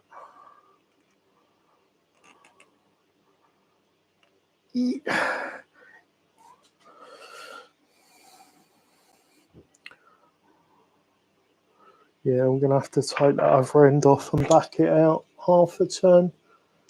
Those yipping 60 purple are 20 quid with 20%. Are they? I've never tried the 60.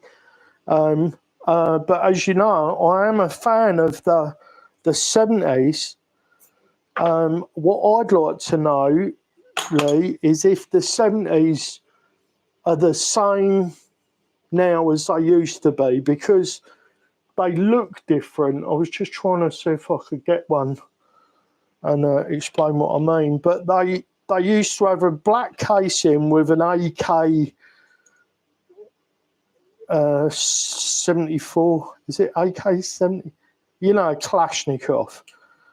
So they used to have a picture of a Kalashnikov on.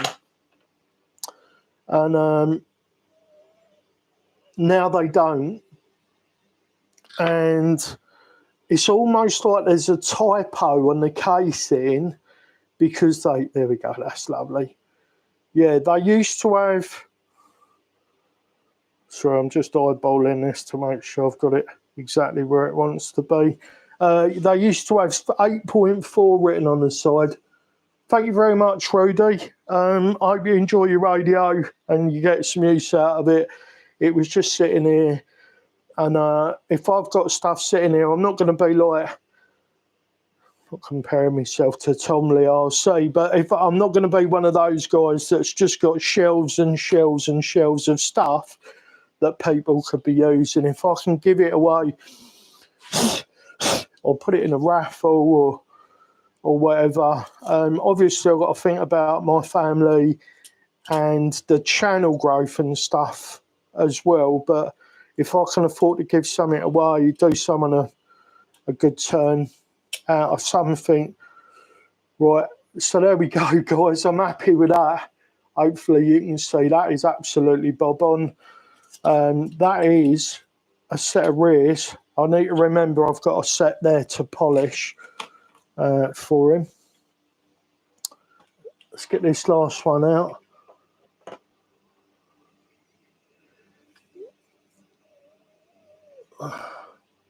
All the others are coloured with the ribs. Yeah, so the one that I've got, or I've got a pair here, and I bought and gave one away to Rui, one of the guys that I used to go crawling with. That was black with, yeah, red ribs on it. Have I got one I can actually... Spidey's got one, but I don't think I'm going to be able to get him in a shot. I'm just waiting for it to catch up on the stream. This is so awkward. So that's what they used to... Oh, God. Spidey, what you got? Come on, bloody push the camera now, you plonker. Right, yeah, there it is in there. So it used to have the guns crossed on the top of it. And if you can see, it used to have the black and red ribbing. That's been Spidey's servo, I think, I'm right in saying it, ever since I first built Spidey. Even in the first iterations of Spidey, that was his servo, and that has been bullied and bullied and bullied. And touchwood, still going, taken tons and tons of abuse. Yeah, the new ones don't have them. Right. So it says on the side of the servo, it says 7.4, but on the listing it says 8.4 capable. So I think what they've done is they've either updated the servo and made it worse, and the listing's wrong, or the listing's right and they haven't updated it and made it. They just updated it, but they've done a... imagine if you'd done that, you'd done a run of like 1,000 servo casings, and you put the wrong bloody details. Can you imagine it? Oh yeah, no, that was supposed to say 8.4 on them, boss. I'm disabled or live off government benefits, so my RC budget ain't the biggest. Mate, I'm really, really sorry to hear that, Rudy. And if I'd have known that, I wouldn't have taken the £6 off you for postage. I feel bad for taking that off you now, mate. I've been in a similar boat. So, I mean, there was a time where I was homeless. So I know what it's like to not be in the best of situations. So I feel for you, mate. It's no fun. Well, it can't be any fun being disabled. I have a blue badge and stuff. I suffer really badly with arthritis and random inflammation. I've got IBS, type 2 diabetes, and a load of other stuff wrong with me as well. So I feel for you, mate.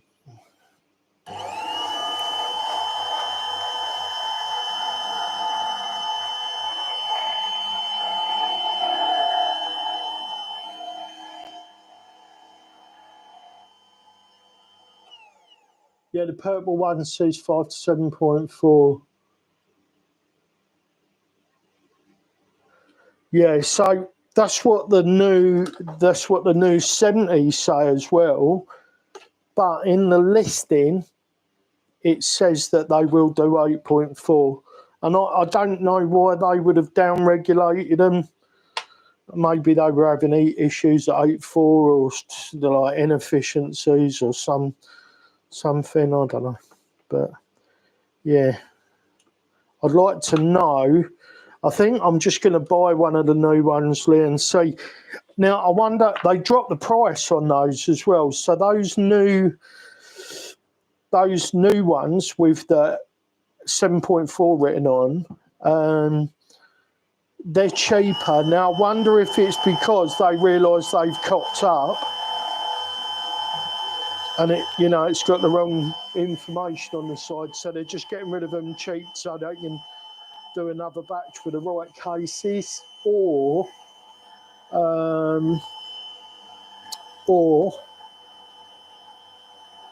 they have put cheaper components in them, and that's how they're able to sell them a bit cheaper. But obviously, I'd be gutted if that's the case, because it was a bloody good survey the way it was. It would be a real shame if they've gone cheap on them.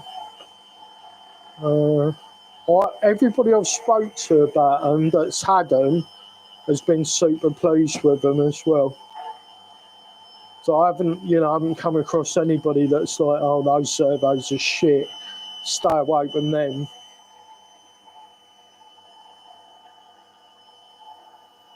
Yeah. The AK-70, I think, is what they were called originally.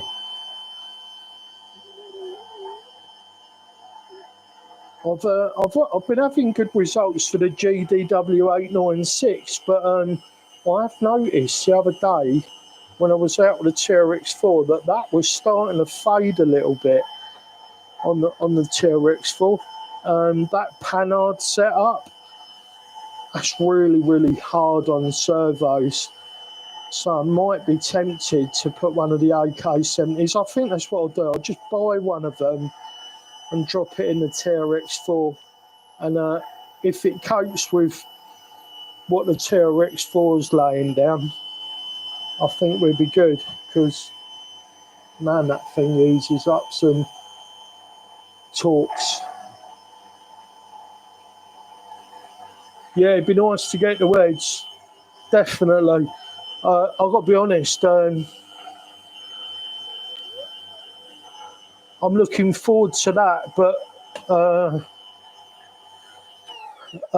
the Kent Club, my goodness, that place is so good.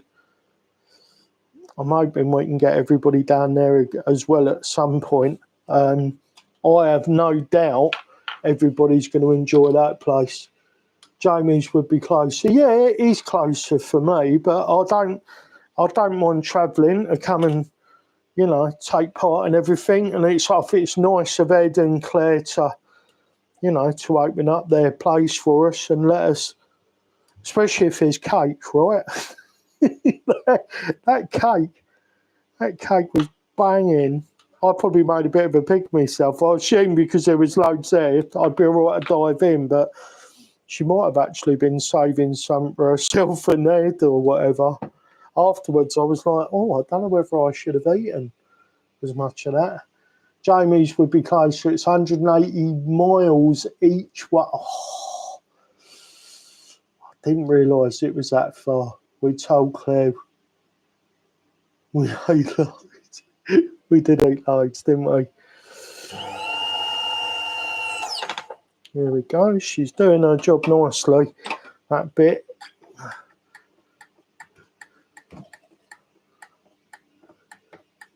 Oh, we told Claire we ate loads to cover you. Cheers. I did eat quite a few bits. I must admit, cake is one of my weaknesses.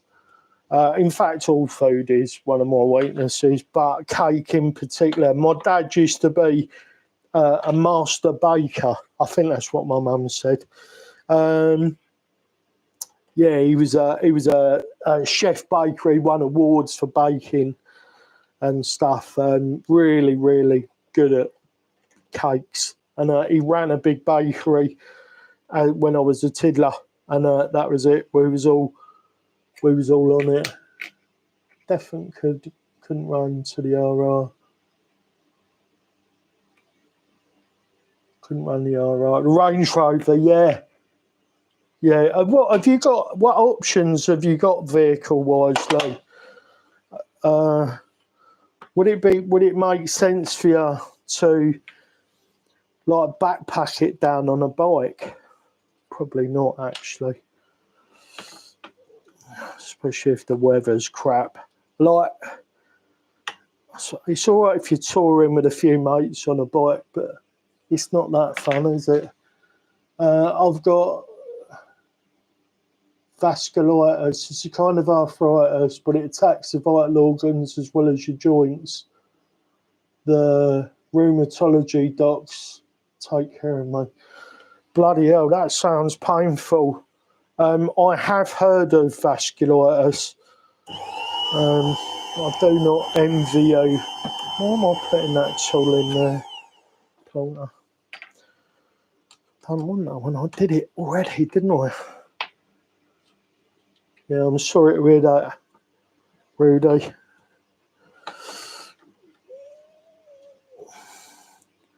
I know from the type of arthritis I've got and the joint pain I have, like these days where I can't do this, you can probably see all the little bumps and stuff, and my fingers are starting to bend and everything. It's bloody painful. I should be doing more with my diet actually, but again, you know, I love me food. It's difficult, isn't it?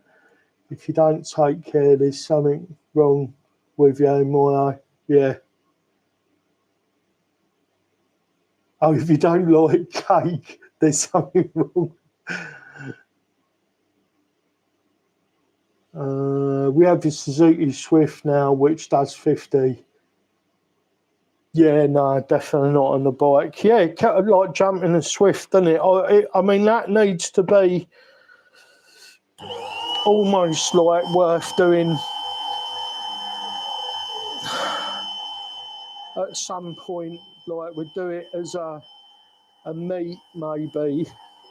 So there's a few different people making the journey, and then maybe like, I don't know, B&B, or if you're into it, camping, I suppose. I've got a condition called sleep apnea, which means I have a little machine that helps me breathe at night, so that makes camping a little bit tricky for me. But I could probably do a night at the local B&B.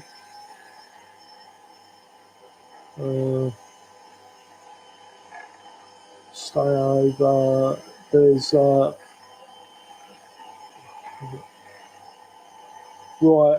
I'm with you. Yeah, I think I'd probably have to do, you know, hotel.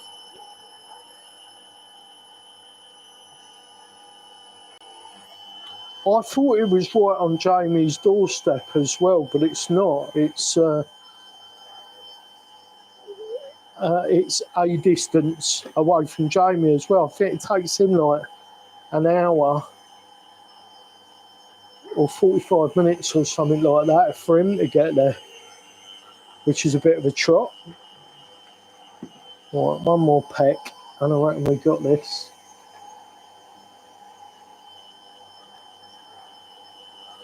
I'd love for you to see what he's done down there, Lee, having visited. I know you've seen it in videos and whatnot and photographs, but it's surprising, isn't it, how many lines there are at Ed's place on such a small setup. Well, I mean, that club is so much bigger, you know, it's got so much more going on there. Remember, sometimes my keyboard don't work. Yeah. But you know, with typing, Lou, because of my arthritis, I do it as well, and I've got a habit. Here we go. I've got a habit of not hitting the caps lock. So it will seem like I'm shouting. So the sentence will start with lowercase, but then the whole sentence will be uppercase. So that for those who know, but everybody else is like, oh bloody hell, what's up with him? What's he shouting at? No, not shouting, I just forgot. And I don't look at the screen when I'm typing. I just type away and then hit enter, and then I look up and I'm like, damn it. Right, just putting a nice little finish on the edge of this one. There we go. Not too much. Spin around and do the other side.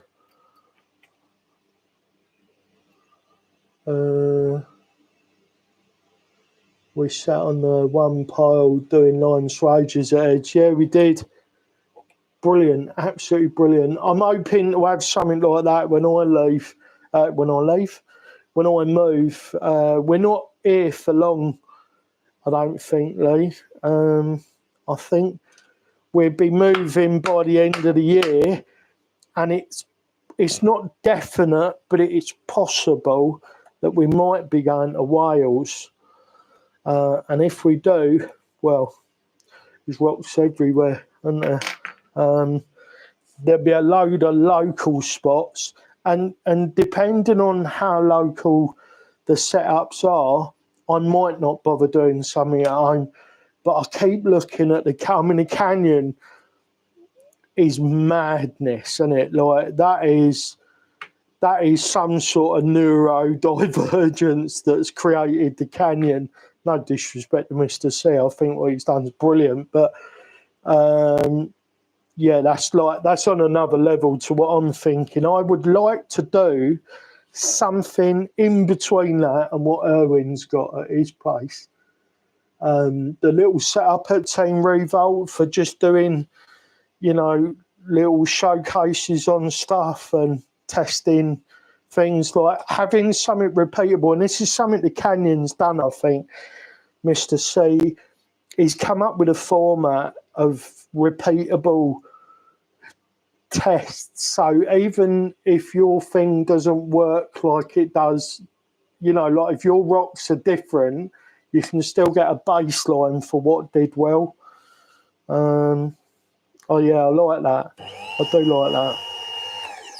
There we go, perfect. We stopped her just in time. Yeah, it's on a level, but on the same as Miss CYY says. Oops, sugar. But on the same as Miss CYY says. Yeah, I am. I'm all in as well, Lee. I just don't think I would have the physical capabilities to create what he's done. And I've got a 3-year-old as well, so I would have to give some of the garden space over to area for him to play. I'm hoping he gets into the crawling stuff, and then that'd be great, right? Because then I've got a little buddy to play with. Wales ain't short of a hill or two. No, that's for sure. Is it near Ammanford? Yeah. It is. That's where we'll be going. There's a little seaside place down the road called Bury Port, which is beautiful, absolutely beautiful, and has got a ton of rock crawling capabilities down there, and it's not stupidly expensive to live.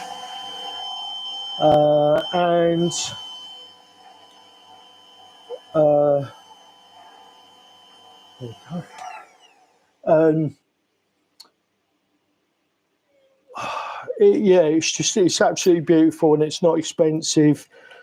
We could get a place there so much cheaper than we can here, that would have everything we want.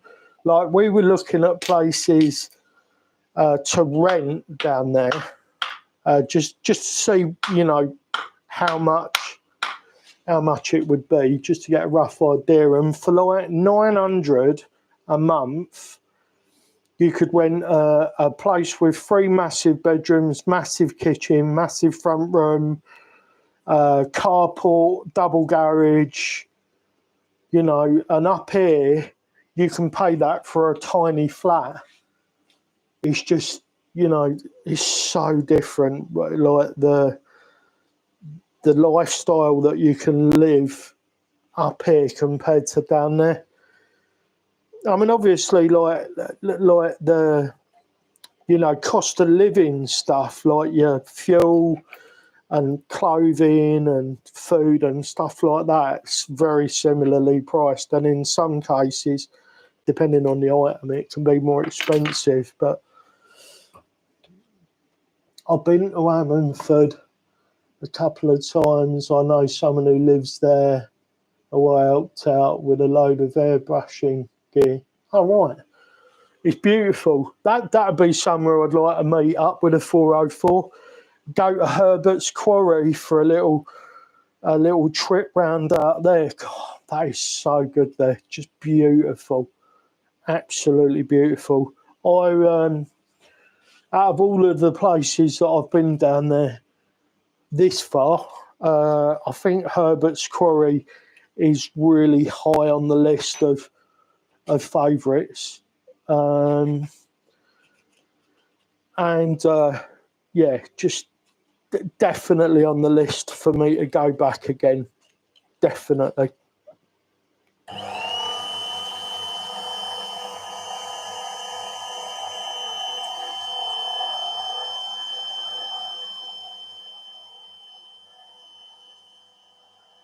Just give this one a polish up, and then I've just got to polish those other two up and make the steering links.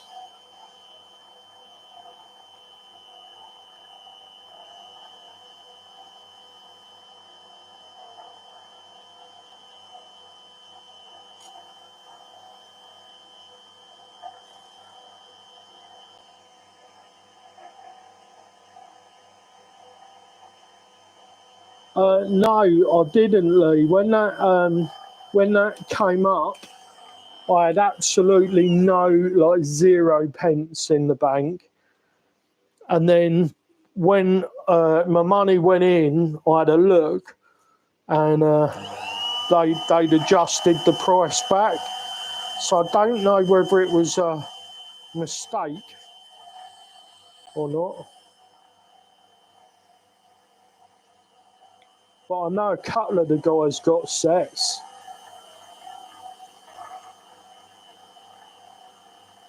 It's an interesting looking tyre, that one.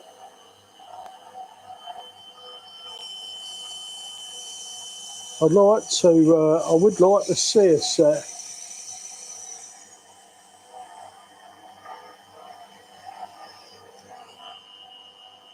It's like just waiting for her in to sort the insert files for me and Wayne. Oh, nice. So, did you get any, Lee? I think Erwin's already got a set, hasn't he? Or has he got... Was it the 2 2s that had come up, wasn't it?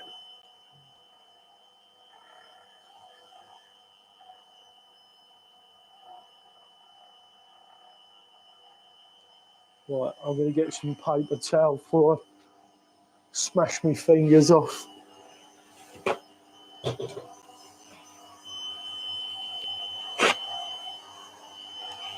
Right, let's give this a polish up.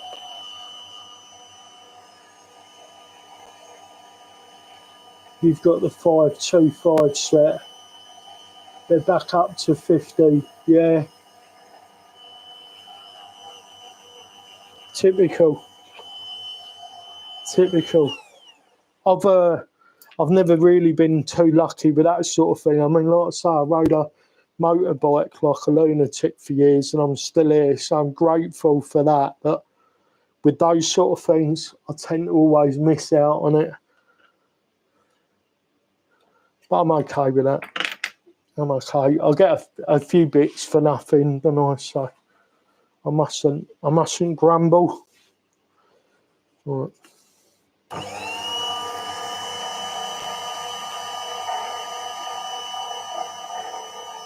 Yeah, I'm sure they'll come up again, unless it was just a balls up. Someone put them up too cheap. Maybe like the conversion, the dollar conversion confused somebody and they just balls them up. It's possible, isn't it?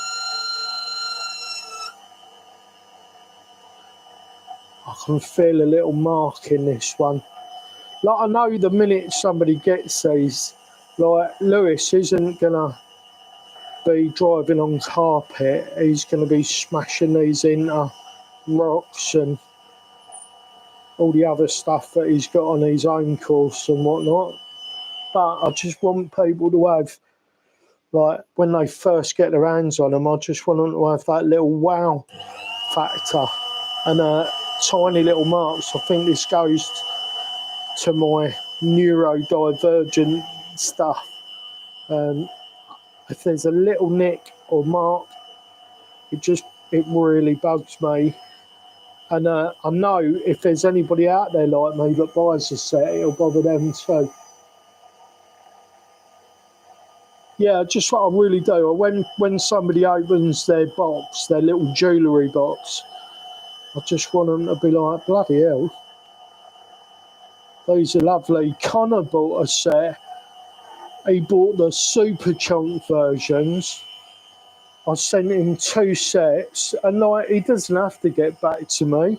He bought and paid for me. He can do what he likes, but I was just hoping to get a little bit of feedback from him. And Trump tariffs, I think he works in finance. The Trump tariffs hit, and then he's hardly been posting. It doesn't look like he's been doing any RC stuff with his kids. So it's all gone a bit quiet. And I like the way my brain works. I'm like, oh, I hope he doesn't not like him or whatever, because the way my brain works, I always think the worst. Yeah, I hope he likes him. And he did message me.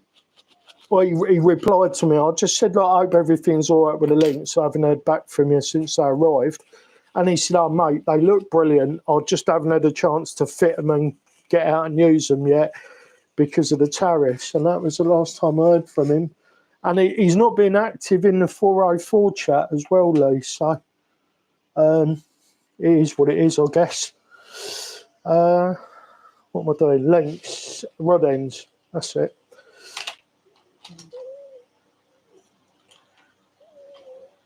Yeah, I'm sure he's happy with them, but if he's probably not happy with not being able to bloody play with these toys that he bought, because I think he bought 2 sets because he's got 2 trucks, and I think his kids will mess around with him with one of the sets, and he gets, when his mates come over, he gets the rigs out and they have a smash about together.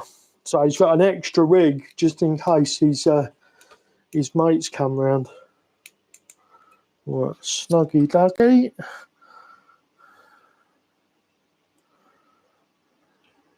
Which is nice of him, isn't it? Buy an extra rig and kit the extra rig out with all the nice bits. So he could have given his mates the stock version or something, but no, all the hop ups and stuff he's done to his, he's also done on the spare rig for his mates. Why haven't I got friends like that?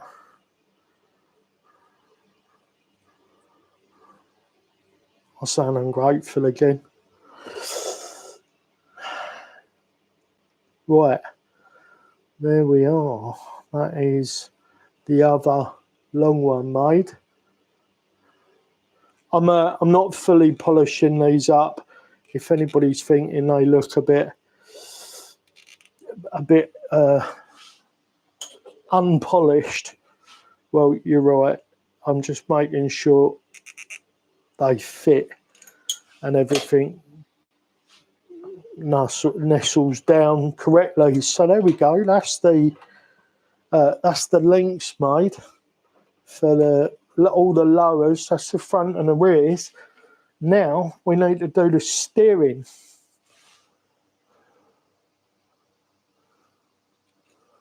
Which I've got written down somewhere.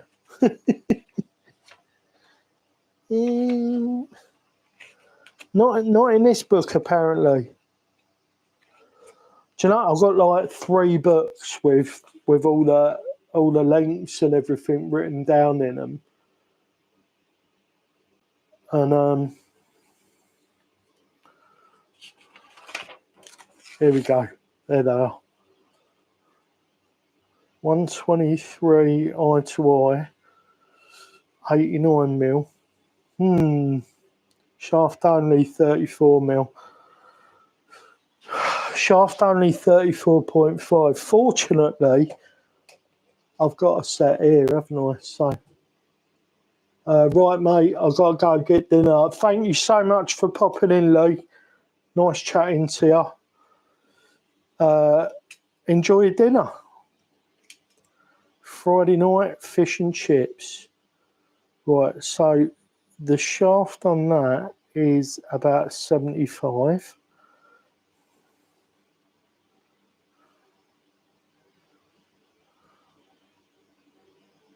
And that's 30.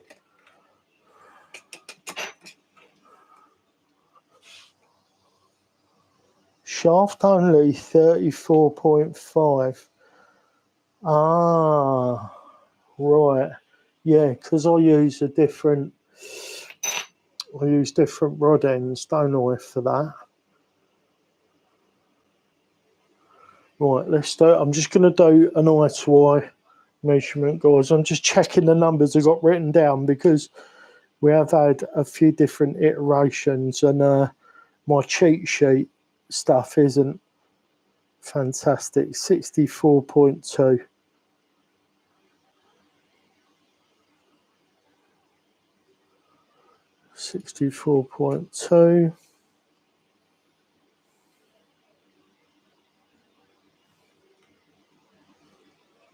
What am I saying?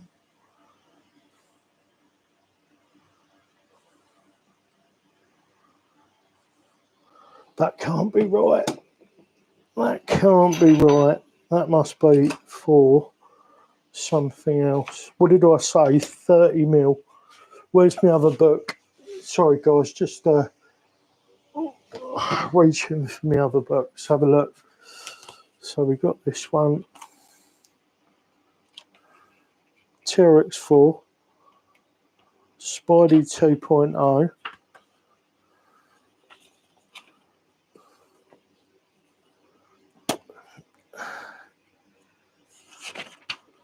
Idea for a Homes Hobbies video.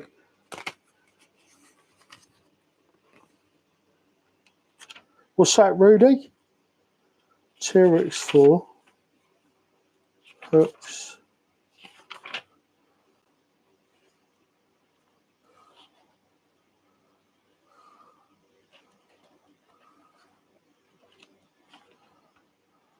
No. Oh my goodness, I'm just going to have to measure them and then copy them up. There is somewhere. Oh, is that them? Next page? No. No, right. Okay, note to self, make a better job.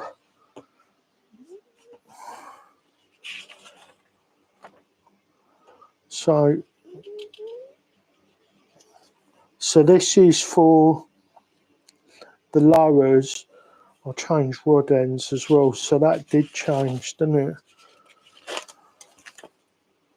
Oh look, Lisa drew me a penis. That's if you're wondering about mine and Lisa's relationship, there it is. We're both kids. Because she drew a penis, and I thought that was hilarious. I like your Testo screw tubs. I use takeaway container. Do you know what?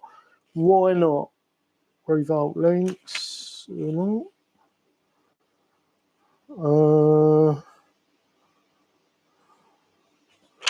Sorry. Yeah, right. Okay, we're just going to measure it. Yeah, Tesco's and takeaway tubs. These are brilliant. I quite like a bit of carrot and coriander, but they're perfect for these. And like, if you were buying tubs, like if somebody wants it all nicey and matching, I get why you would do that. But you know, M3, M4, really easy to put my hand in. It's got a lid on it, so yeah, that does me.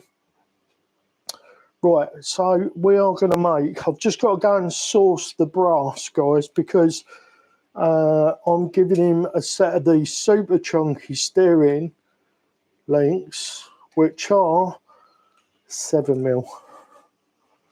BRB. I forget, you can hear me over here, so that's 8mm. Can't do 8mm. That's 8mm. My goodness, is this all 8mm? Yeah, that's 8mm. Shit.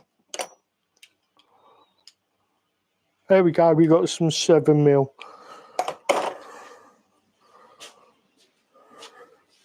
And we only want 30mm. So I'm gonna snip the end off of this one.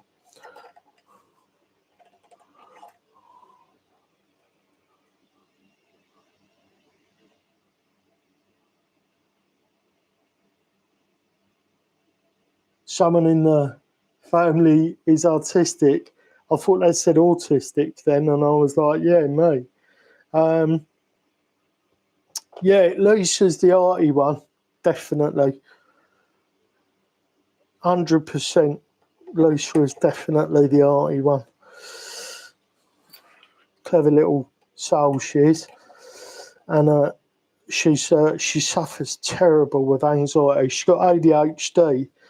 And for any of you that don't know, when you got ADHD, anxiety can go like off the chart. Really, really difficult. So she suffers with that, bless her. But one of the things that she'll hyper focus on is art stuff. So if I have a job that I think she can do, like she did all the paint work on Venom. I mean, I painted but let me rephrase that. I painted the body like black, but she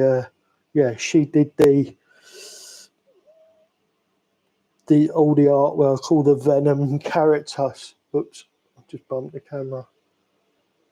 Yeah, she did all the Venom artwork. She's a clever sausage like that.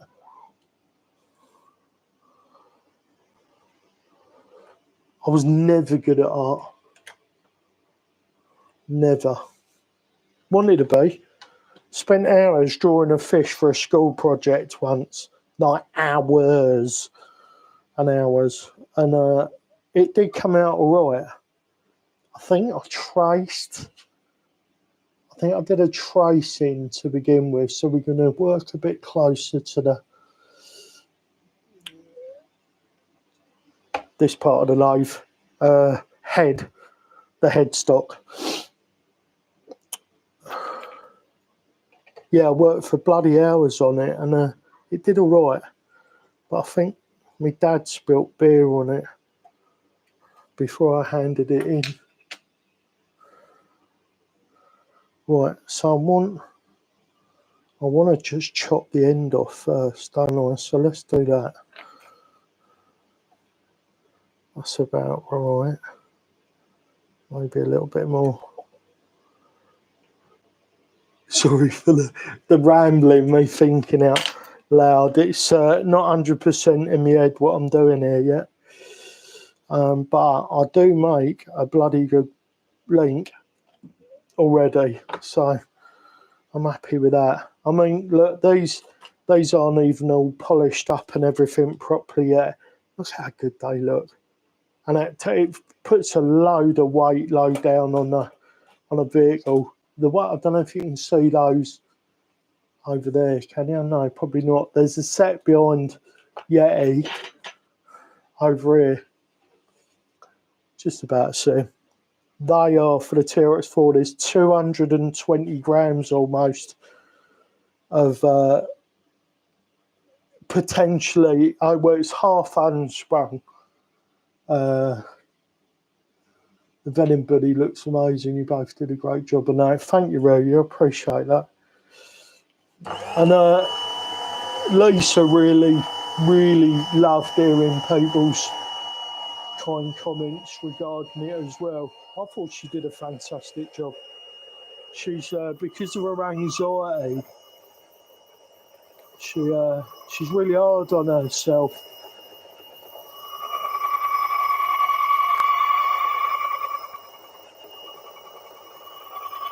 Did I tighten this down enough? I don't think. It's chattering. Something feels like something's loose. Let's back off the pace. Put a little bit of oil on. Let's try that. I'm really close to the head now, so it is a big old piece of brass, this, I suppose. And maybe this could do with a better edge on it.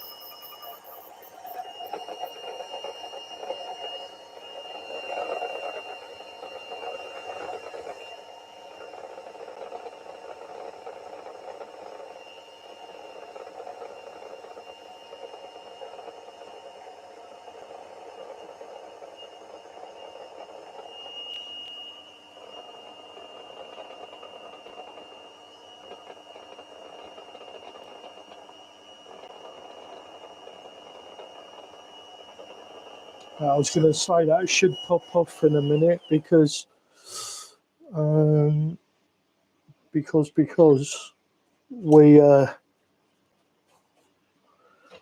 using something that was in a prototype, so we're just going to use a piece. I think I cut this slightly the wrong length, so I ended up not using it.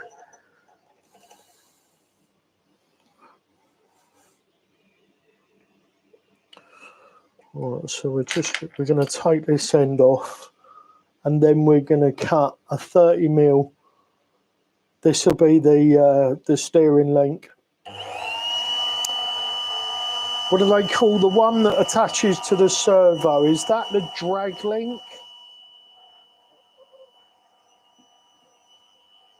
Or is the drag link the one that attaches the two knuckles together? I always get those mixed up. Always.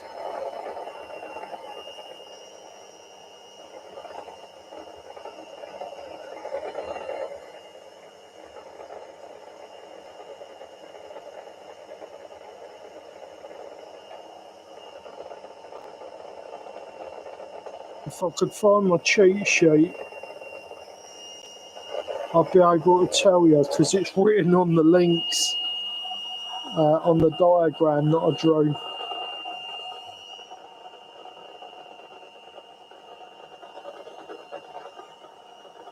Come on then, mate, let go. There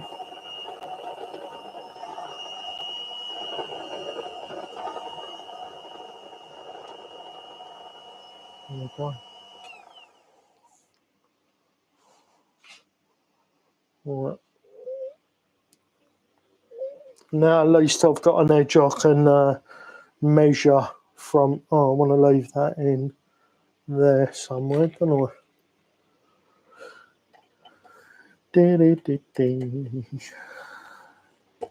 Right, 30mm.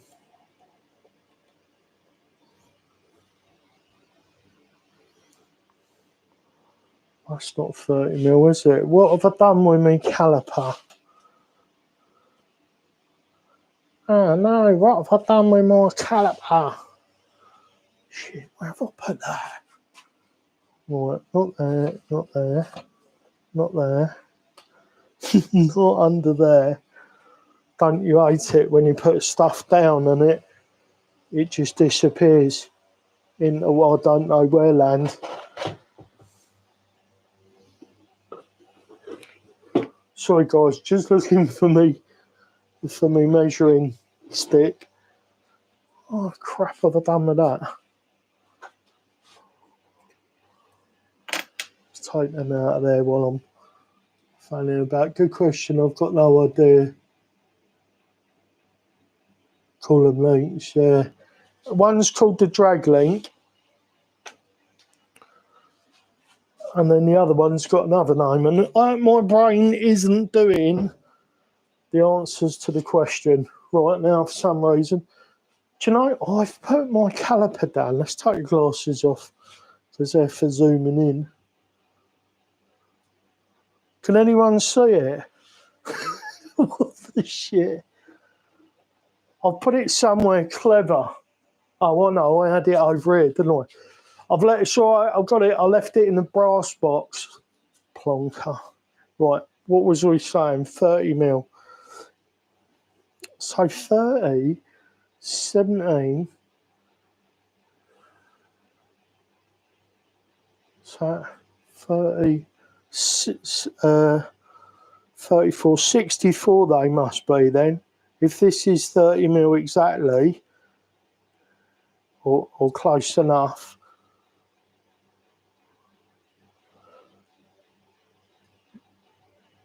Oh, Christ, what happened there? Did you see that? Just setting this, guys. 29.98 is close enough. Right. So let's take the tail stock out.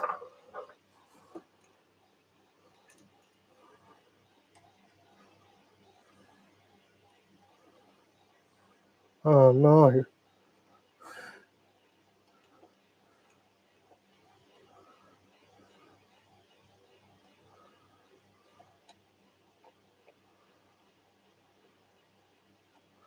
There we go.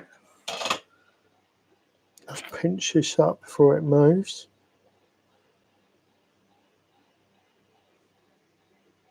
Did you take the calipers with you? There you go, Rudy. You got it. Yeah, I did, mate. They were over there, weren't they?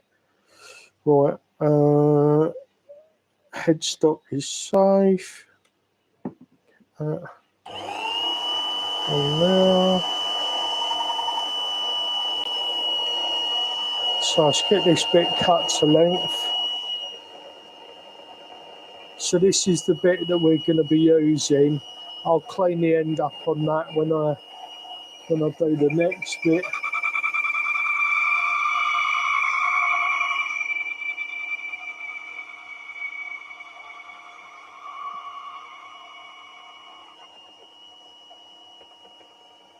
What's going on here?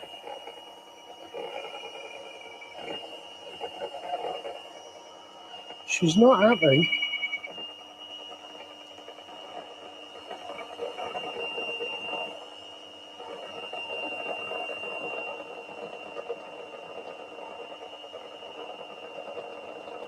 I think the tool height might be slightly off. Something I've got to work on, obviously.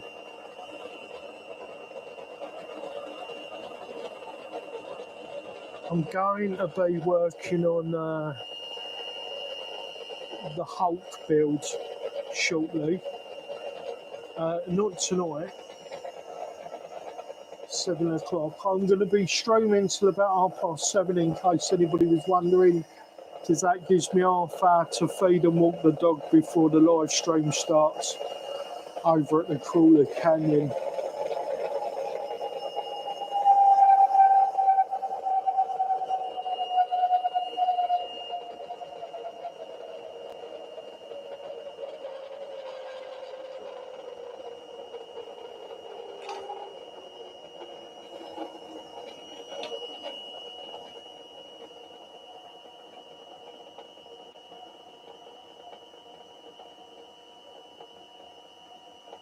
I probably shouldn't have my fingers there.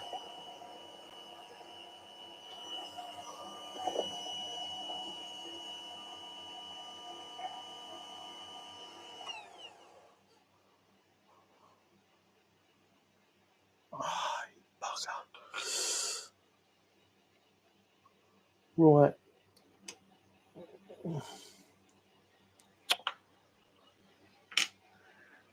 Dang it. That's not going to fit in there, is it? Because that would be too easy.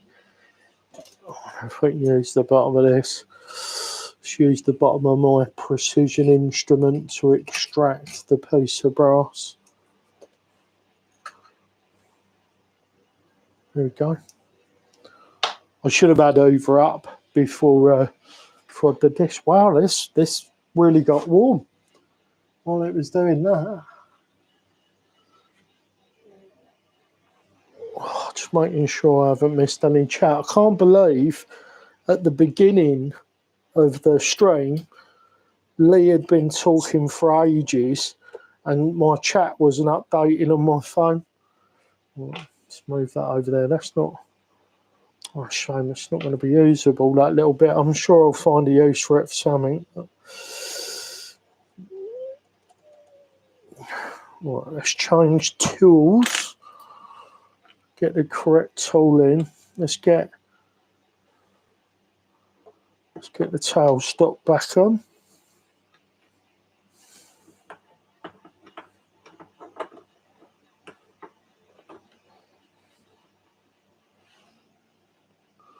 What is going on?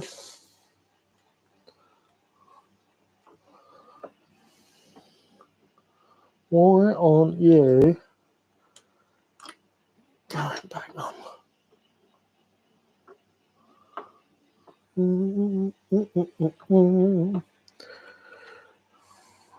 Oh God, don't let me start seeing.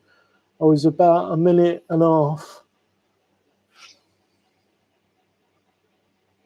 behind on the live. That would explain why my comments are a bit late.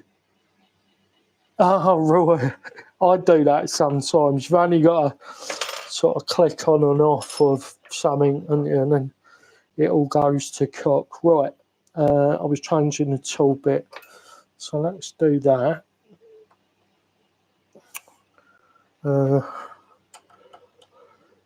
Yeah, I do that sometimes. It's easy. Like I don't know, if like I watch the stream quite often, not always, but quite often on the PC, and I will click off of a window, click on another window. I've just dumped the camera again, and yeah, it just doesn't make sense, does it? You think, oh, what's going on here? Or like I'll ask Mr. C a question and then he don't answer it for ages. And I'm like, what? Right, we're just going to clean this end up.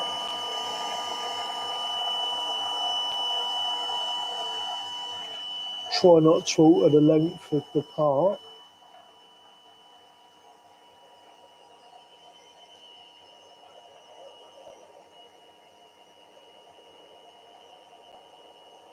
I really like these bits.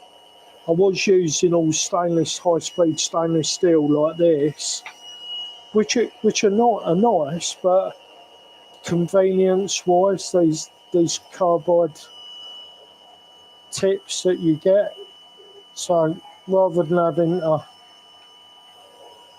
straighten, sharpen bits up all the time, just get the Torx bit, take the tool out, turn it round. What would that be? 120 degrees, and is that right? Yeah, you just spin it round and boom, you got another nice sharp surface to work with. Right, this should be, if we've done this right, guys, this should be somewhere near 30 mil. Or 29.98, wasn't it? That's what we was looking at. So I'll just clean one of those ends up. That's close enough, but we're just gonna, because there's a little, just a tiny little bit on the end of that, we'll clean that up. My links are probably over the top engineered. Like the tolerances on these, you're just not going to get if you buy generic links. You're just not going to get links that are as well machined or accurate lengthwise and widthwise and stuff, because I've got a bit of OCD going on. So when we're trying to get stuff right, we're really trying. So within 1/10 of a millimetre, we're really happy with where that's at. So let's get it back in, give it a tighten, and then we'll switch over to tailstock tools. Let's drag this out of the way.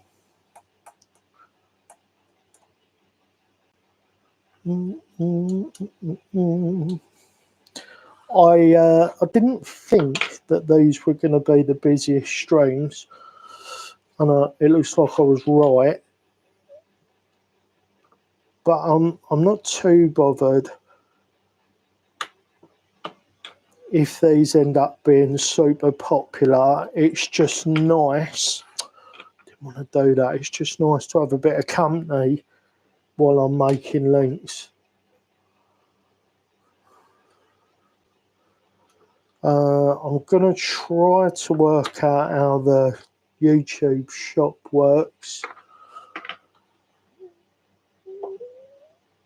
and then see if I can't have links for people to purchase the links for links. So that way, if anybody comes in and they're like, well, look, you know, it's nice soon being made, but I don't want to make them, I'll just buy a set. There'll be a link in the description, like to the shop, and then people will just be able to purchase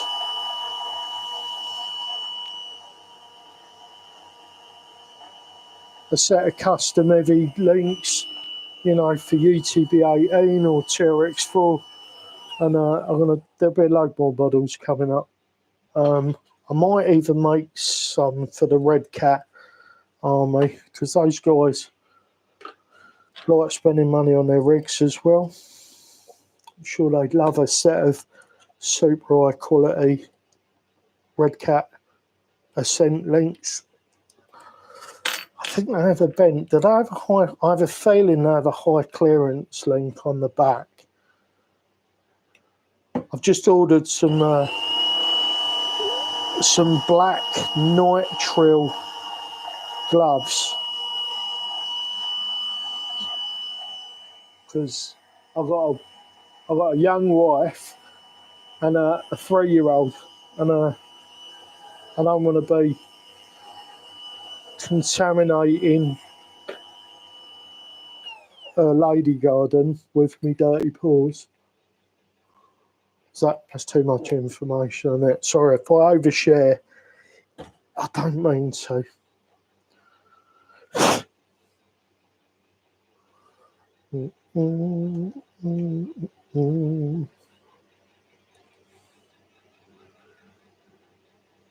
So I think Mr. C's live 12 US still morning over there. Yeah, I think it could be that. Like this was impromptu, because I'm just making some links for Lewis, but I thought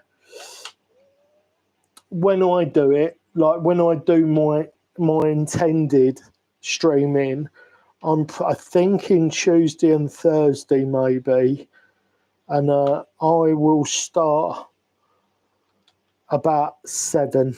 So I'll have been able to go out and walk the dog and have me dinner and say goodnight to my boy and all that, and then yeah, I'll stream till 10 or 11 maybe.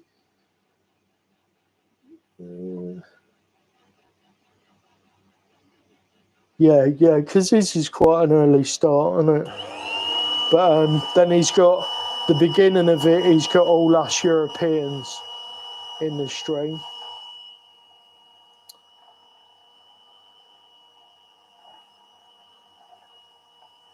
Do you know this 7mm stock machines so differently? Oh, do you know what? I'm putting an M3 up it, So I'll go M4 on the slightly larger stock where it'll allow. I'll go M4, guys, just in case anybody was interested. And I think this one is the 3.5. Yeah, and I put a 3.5 upper, which is a bit girthier, but she likes it that way. So yeah, if I put an M3.5, it's easier to do the tapping. It's easier on the tools and on me. There we go. And because we've already been up it a little way with an M3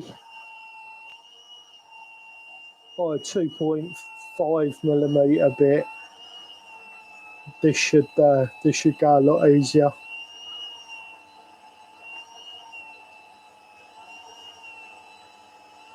This drill bit is so much happier than the other guy on the smaller links. These are so chunky. These front links that are on Yeti,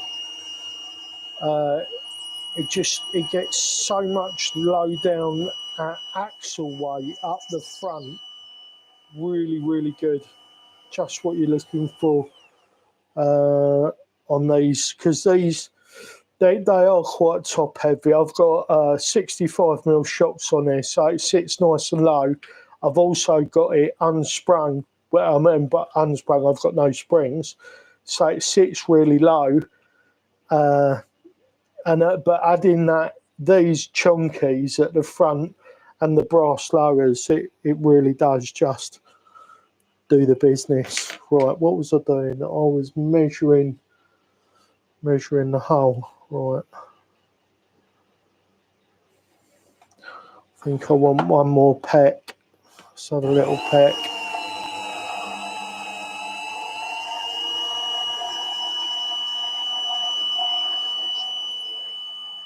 Here we go.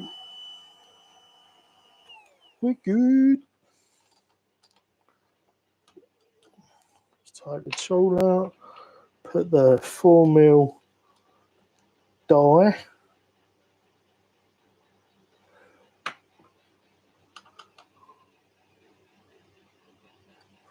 Right.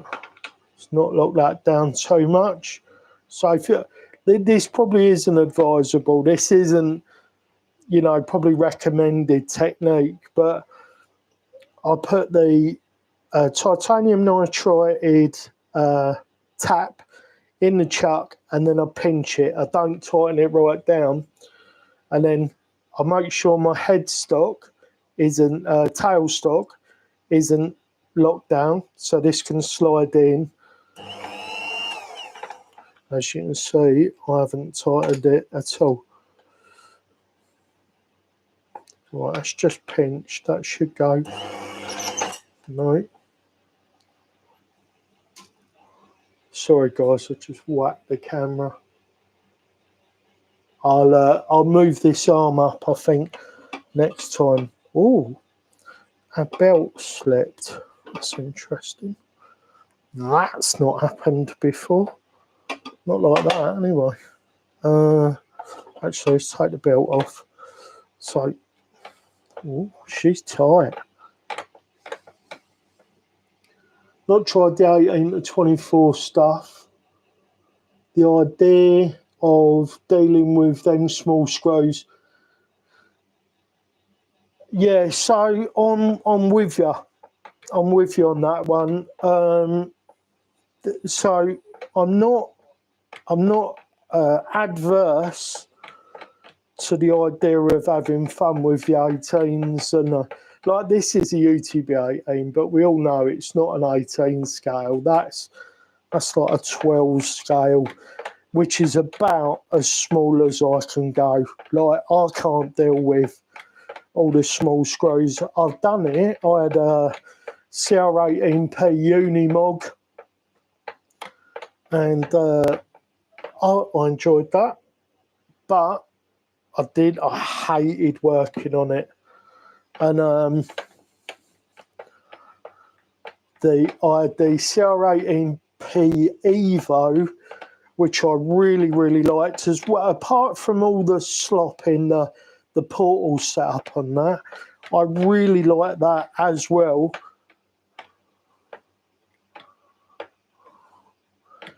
But it was a bloody paint work on as well. So I got all of my stuff, all of my 18 and 24. I didn't have any 24s. I got rid of all my 18 stuff. I had a load of wheels, a load of Enduro tyres, load of wheels. Yeah, and I've flogged it all, and I haven't gone back. But every time I see one that I like, I'm like, oh, I like the look of that. And I must admit, I'm tempted again, but the reality is, like you say, Rudy, the bloody, you know, the size of the screws, those little, like 1.5 millimeter screws and stuff. And I am Captain over Titan. Like, unless I'm being really conscious, I will strip a thread out, no problem. Like, you give me a thread to strip out, I'll strip it out. Not on purpose, I just do.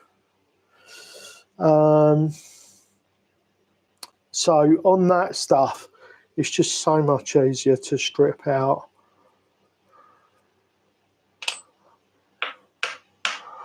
So that's why I mean, I can mess things up on a 10 scale easily without without going down to the.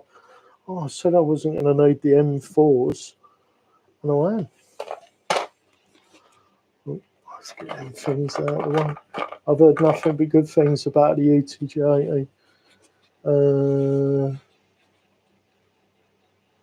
Yeah, I've seen that. I got into this model literally because I really like the Mickey Thompson livery and the cage and all that. I just thought this looked really cool. So it seems like the first thing a lot of people do is throw most of the truck away and then build it into the thing that they wanted. I think if anybody's going to build, is going to do that, they should just buy a decent pair of axles and build one. You know, just buy all the parts build. Right, that is set on 9. That is not going to end well. Yeah, do a parts build.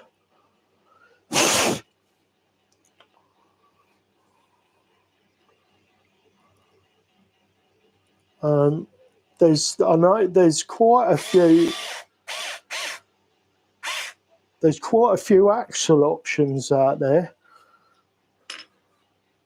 Some stupidly expensive axle options, like, you know, how much do you want to spend? You can spend lots of money.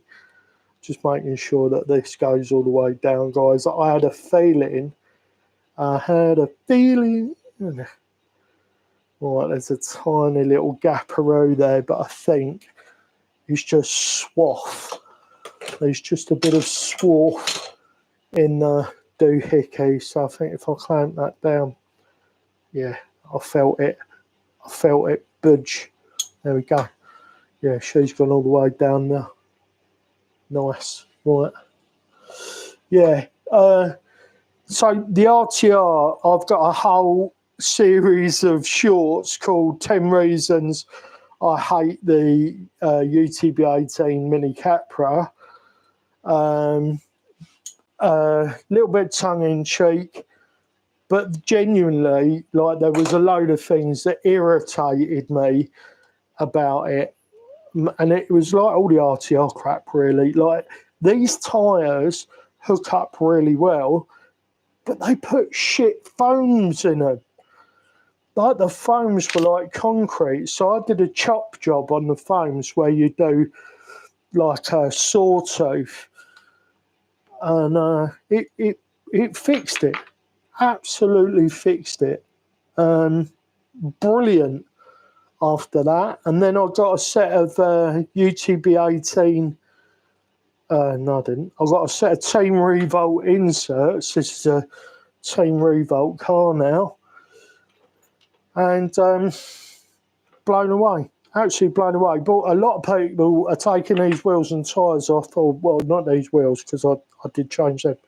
A lot of people are taking these tyres off and then just buying wheels, tyres and inserts and then running them. But you don't need to. These wheels, these tyres work with a good insert.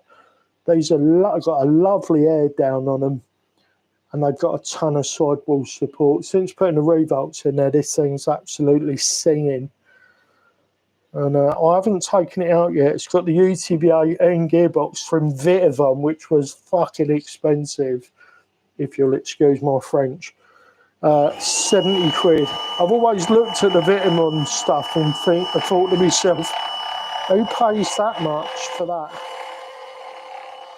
Well, me, apparently. Yeah, did not know I was going to end up doing that, but I did.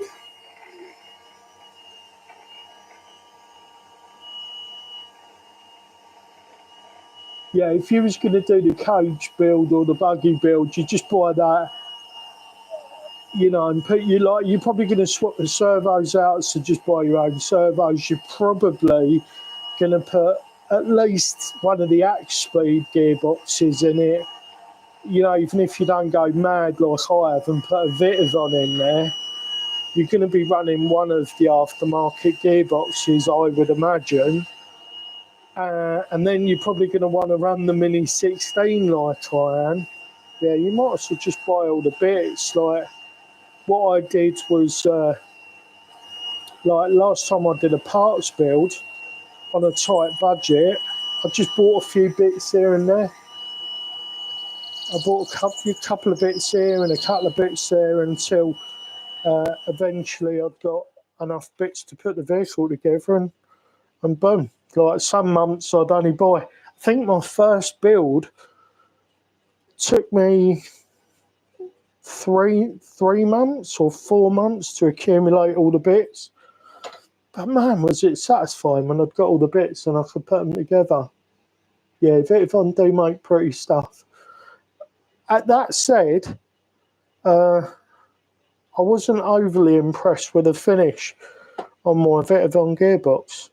It looked like the tool had dragged itself across it after it had finished machining it in a couple of spots. And I just think if you're paying 70 quid for a little toy car gearbox, then you should be getting super high quality finishes. I mean, it wasn't terrible. Taking the wrong bit out again. It wasn't terrible, but it wasn't what I expected. I just thought, you know, oh, here we go. We've got on the Vitavon train. Let's see what happens. Oh, slipped off. Bugger. I've over-tightened it as well. Just pinched. Yeah, 70 quid. Ouch. Right, see if we can get it right this time. Right. She's a little bit tighter. Oh no, we put witness marks in it. Chewbacca noises. How did we do that? Oh, I've just banged my PC.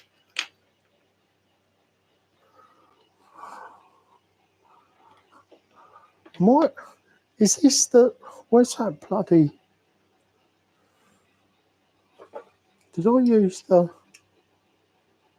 That was the 3.5, I don't... Don't even know what's going on today, guys.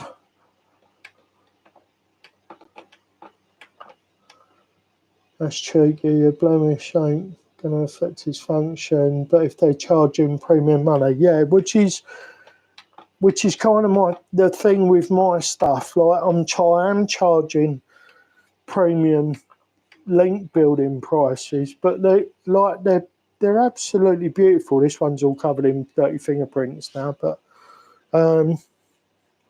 yeah, they're super clean, beautifully polished. They come in a jewellery box, pretty much.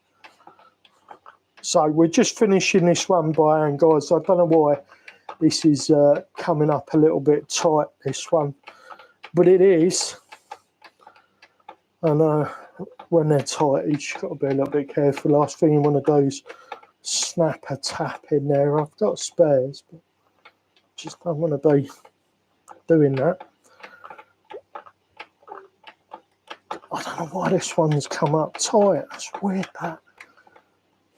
So I pull it towards me like once and then give it a wiggle just so it cuts back and forward. So I'm sure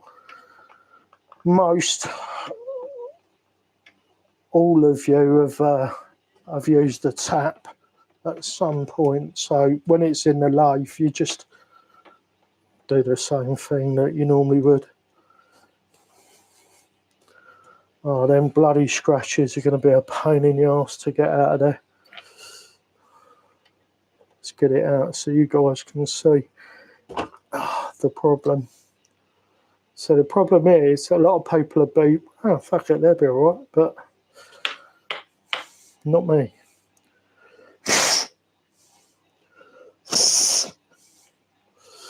So I'm going to have to use some 400.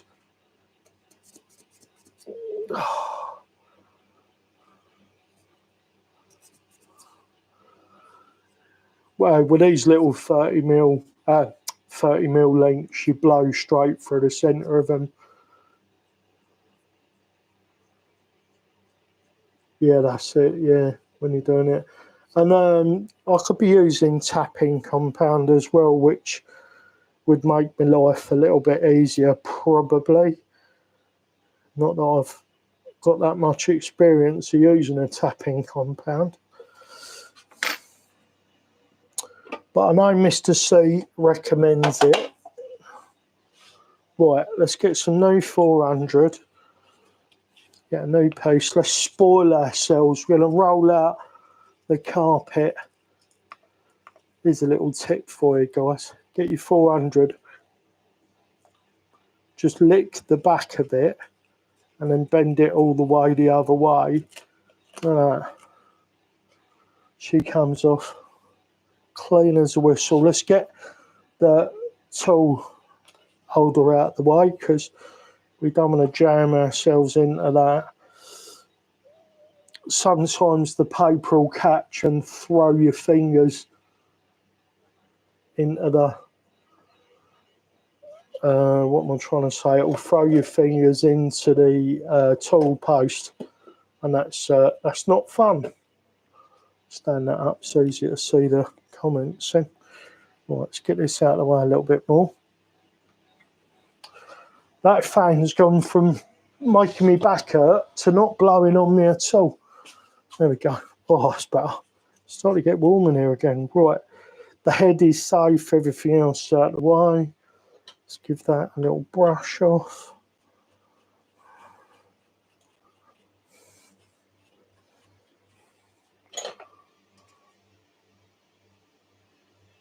I use silicone shock oil for drilling and tapping. It seems to work.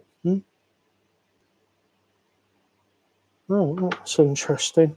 I'm using the old trusty 3-in-1 oil, and that's been around for donkey's years. Like that was around, that felt old when I was a kid. So it must be old. I'm 55, so I was born in 1970, and in the 70s that felt old. So I wonder how long 3-in-1 oil has been about.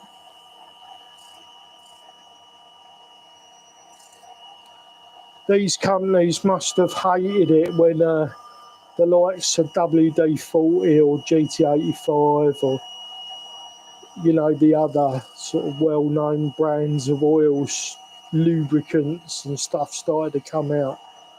Because I think 3-in-1 had really had the market to itself for a long time.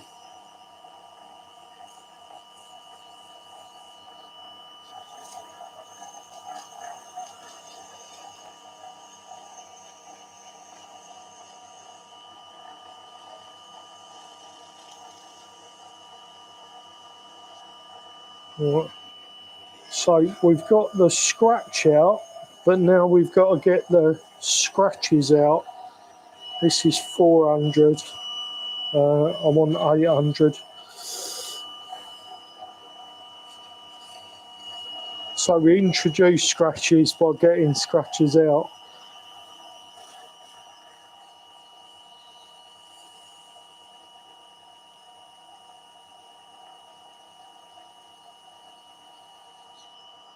There we go.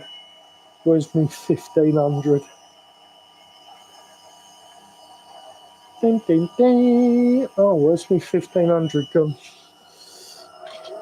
I did drop some on the floor. There it is. So we go 400, 800, 1500. That's how we roll. And so far, that's been working.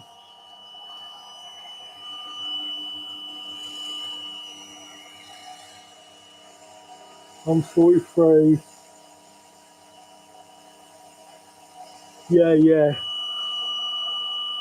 Yeah, I think that has been around. That is one of those brands that has been around for a good long time. This bottle's pretty old.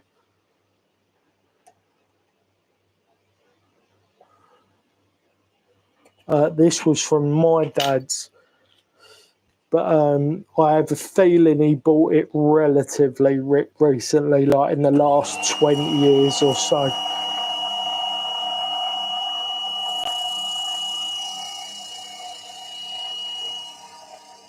Your can's got a silver top. Yeah, that's it. They used to be in a can.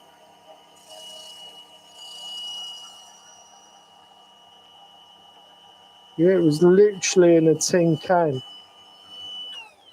That's how I remember it. And when you held the sides of it, it used to go whoop whoop. Like it used to make a little funny little oil can noise that only oil cans made.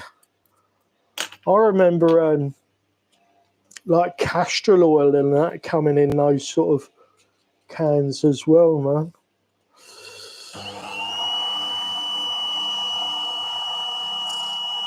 One of my first jobs, I used to work in a little motor factors, and I used to have to stack the oils or shelve the oils. I used to do like the top ups of the shelves. Go out, I'd do that, then I'd go around wiping all the stock that was already out on the shelves down, dusting it off, so everything in the shop looked nice and new. And yeah, I remember that. Yeah, classic oil can sound. Yeah. How long have you had your condition, Rudy?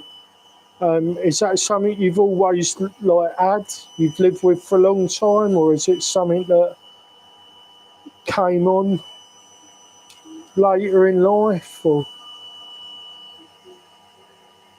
have you had it for a long time and it was undiagnosed, or how did that manifest itself? About 17 years. Got it when I was 28. Oh God, that's awful.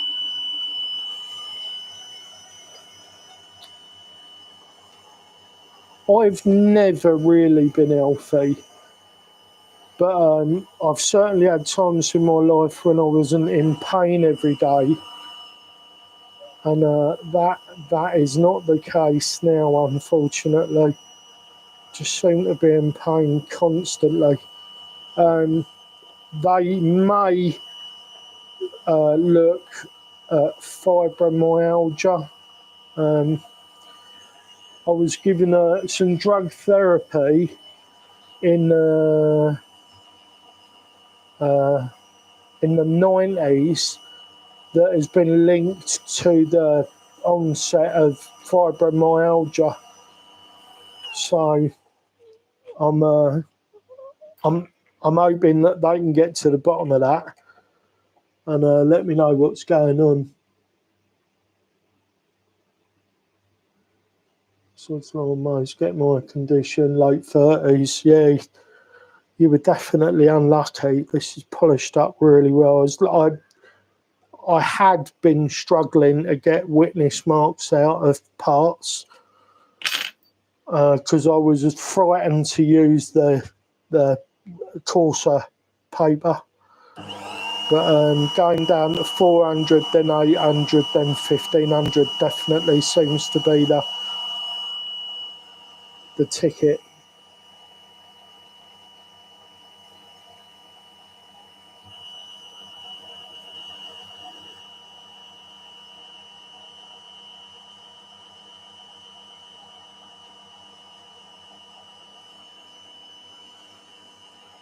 Right. I'm going to be giving some more stuff away at some point for anybody that's interested. Rudy as well. In the regular streams, I'm constantly digging through and having a look and putting stuff in boxes. Once I've got the studio a little bit more permanent, I'll start to do those giveaways as well. There's tyres, 3D printed inserts, some tyre combos, all ready to go for people at some point. So watch out for that if that sounds like you. Look at this. So when I've got my black gloves, you'll be able to see better. I'm not sure if that's focused. It's actually making it look like there's loads and loads of marks in it, but that is a thing of beauty.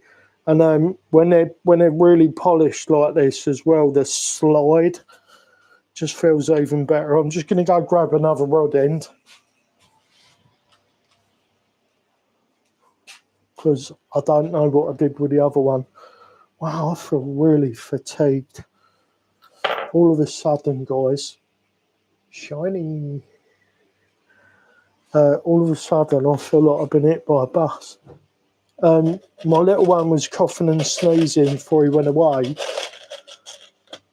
And I was talking to a lady up the shop as well, who said she's felt like she's coming down with something. I think whatever it is that's going about, I think we've got it. I think my little one's had it. Like he picks it up at nursery straight away if there's anything going about. And then he brings it home and we get it. Since having a little one, I don't think I've ever been ill as often. Like, it's not his fault. It's one of them things, but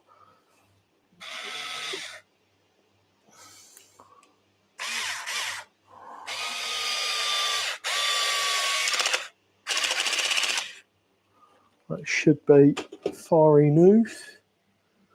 Right, let's get this beautiful link put together. We'll pop some balls in and I might actually call it a day before I do the drag link or whatever the other bit is called. Right, yeah, she's good. Or just a shade more.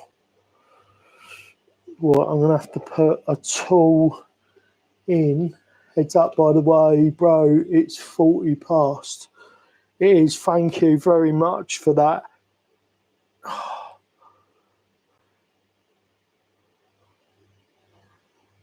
I've gone too far now.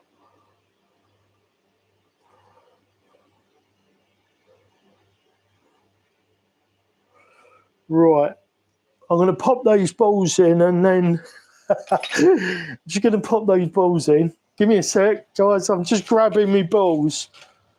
I don't know. I'm talking louder over there. I'm forgetting I've got a lavalier mic on. Right, I'm going to pop those balls in, guys, and then I'm going to wrap the stream up.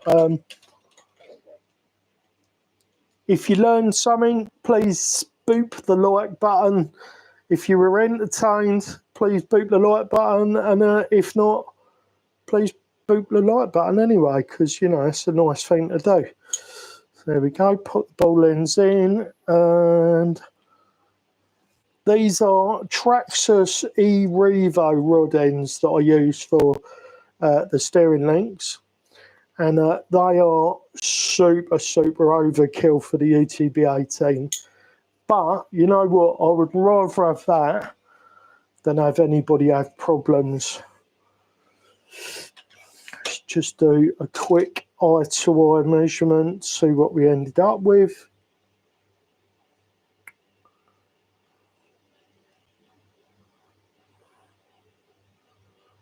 $64mm, give or take, which is exactly what they're supposed to be. So that was a success, wasn't it? All I've got to do is cut the balls lightly. You can see the difference, can't you? Look, between the polished and the unpolished. And look at the thickness. She's girthy. This is for the steering links. We do thicker links, but I honestly don't think you need them. And I think it may just be introducing unnecessary weight to the vehicle, possibly. You know, a lot of testing going on at the moment. We'll come back with a more definitive answer at some point. I've still got a couple of these to polish up, and I've got to make the tie rod. That's what it's called, Rudy. This is the drag link, and the one that, because it ties the front knuckles together, it's called a tie rod. So there you go. That's how we roll. That's how we do it and all that. I'm going to go and walk the dog quickly before the Crawley Canyon stream. I hope you all have a fantastic night. And maybe I'll see you over there in the stream. I'll be in the chat asking loads of questions because I like to hear what the doc's got to say about a lot of things. That's it for this one, guys. Thank you very much for being here, and I will see you in the next one.